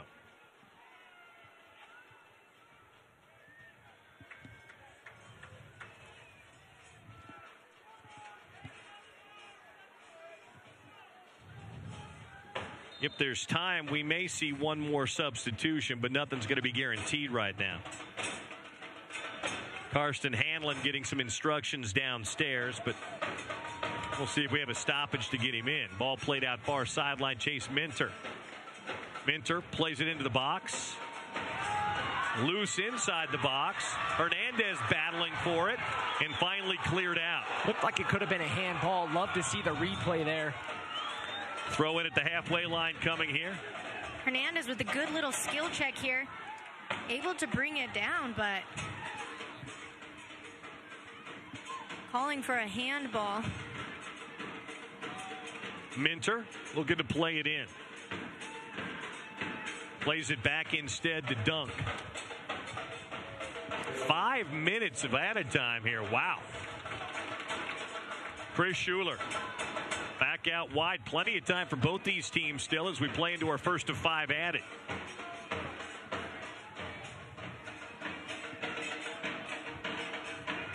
Not sure where they got the 5 minutes from. That's a long time for just a few substitutions and a few yellows. He wants a goal. Here's Hernandez. Jose, top of the box. Ezra couldn't control. Tried to ping it inside the Lakawecki. Tulsa clears out. Schmidt got away with a little shove there. Now Hernandez trying to get around Fernandez.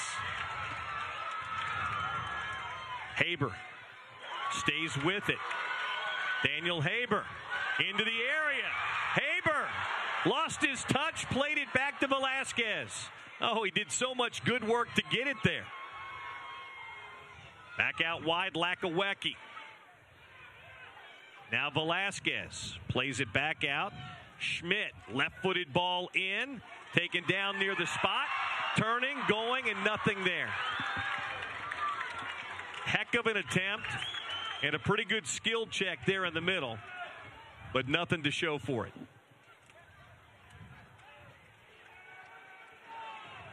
What a great touch. Brings it down.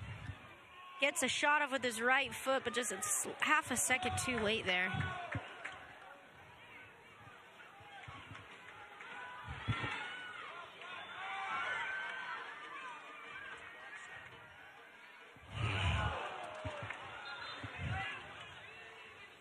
We will get a final sub coming on here for the Monarchs.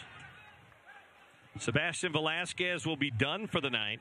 Karsten Hanlon will check in here in stoppage time.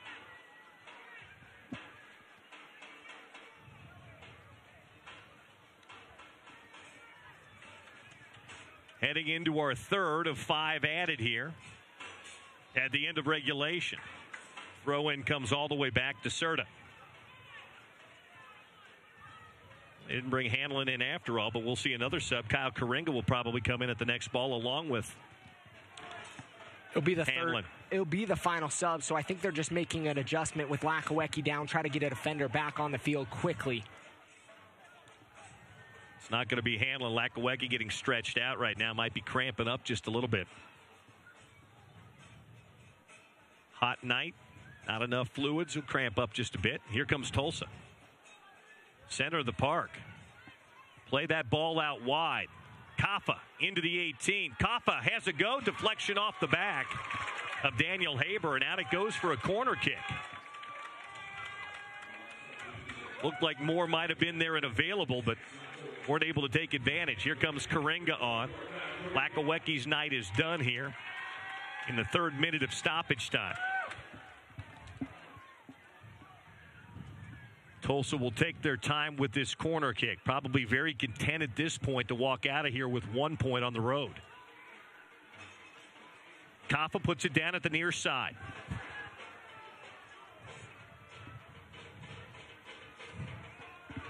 Left-footed in swinger.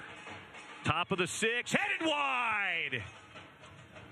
Oh, and you can see the frustration on Jadama's face because he thought he got that.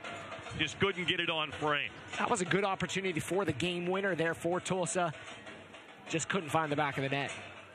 90 or so seconds remain in this match tonight. Will somebody score a late one? Here comes Hernandez. Karinga.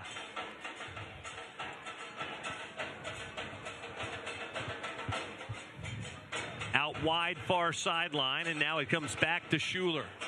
Into our 5th of 5 added here tonight. Not a real sense of urgency right now by the Monarchs. Schuler, center circle. Hernandez. Here comes Schmidt.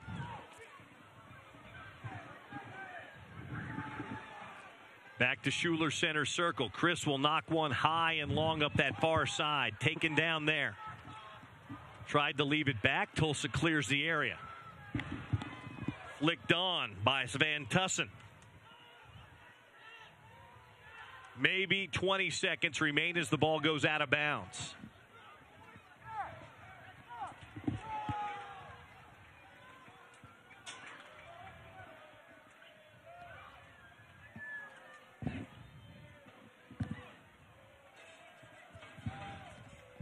Out wide it goes.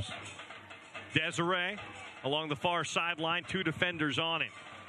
Our referee checking his watch. He'll give the Monarchs one last look with a throw in.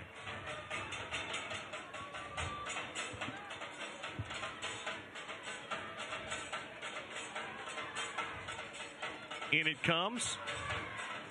Hernandez, edge of the area. Jose in. Cleared back out again, and that's that.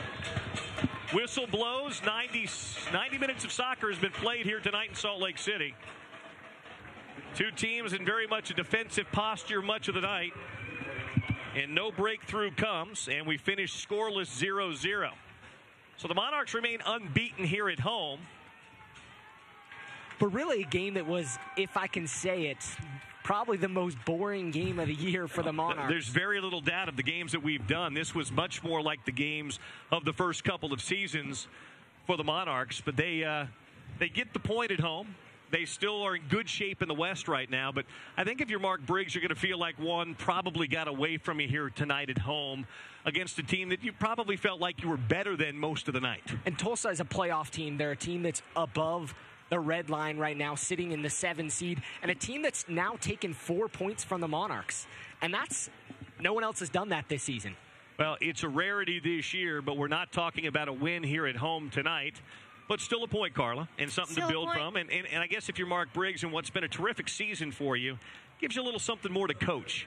Maybe a little something more to get the guys motivated for coming up on the weekend. Yeah, one of the things that Mark Briggs has said is that he wants to keep his players energized, regardless of how many games they win and regardless of whatever place they find themselves in. And this may be the perfect thing to tell them, you know what, you haven't made it yet. You haven't won anything yet. This may be good, kind of get them out of that complacent mood we saw in the first 15 minutes and really energize and fire them up for the remainder of the season. And credit Tulsa here. Not an easy place to play. They beat the Monarchs in Tulsa, and they come on the road for 95 minutes of soccer and play toe-to-toe and get a point against the best team in the USL. When you're in altitude, your lungs are burning. Yeah. You played a Phoenix team last week. Coming off a 3-0 win, you're riding high right now. You're in a good position. Take a point away from Rio Tinto Stadium, not an easy task. No one's done that this season. They did a good job. You have to give them all the credit in the world for gutting out a 95-minute tie. Our final score tonight, 0-0 between the Monarchs and the Tulsa Roughnecks. For Carla Haslam and Landon Southwick, I'm Bill Riley saying so long and good night from Salt Lake City. This copyrighted telecast of the United Soccer League may not be retransmitted, rebroadcast, or reproduced without the express written consent from the United Soccer League.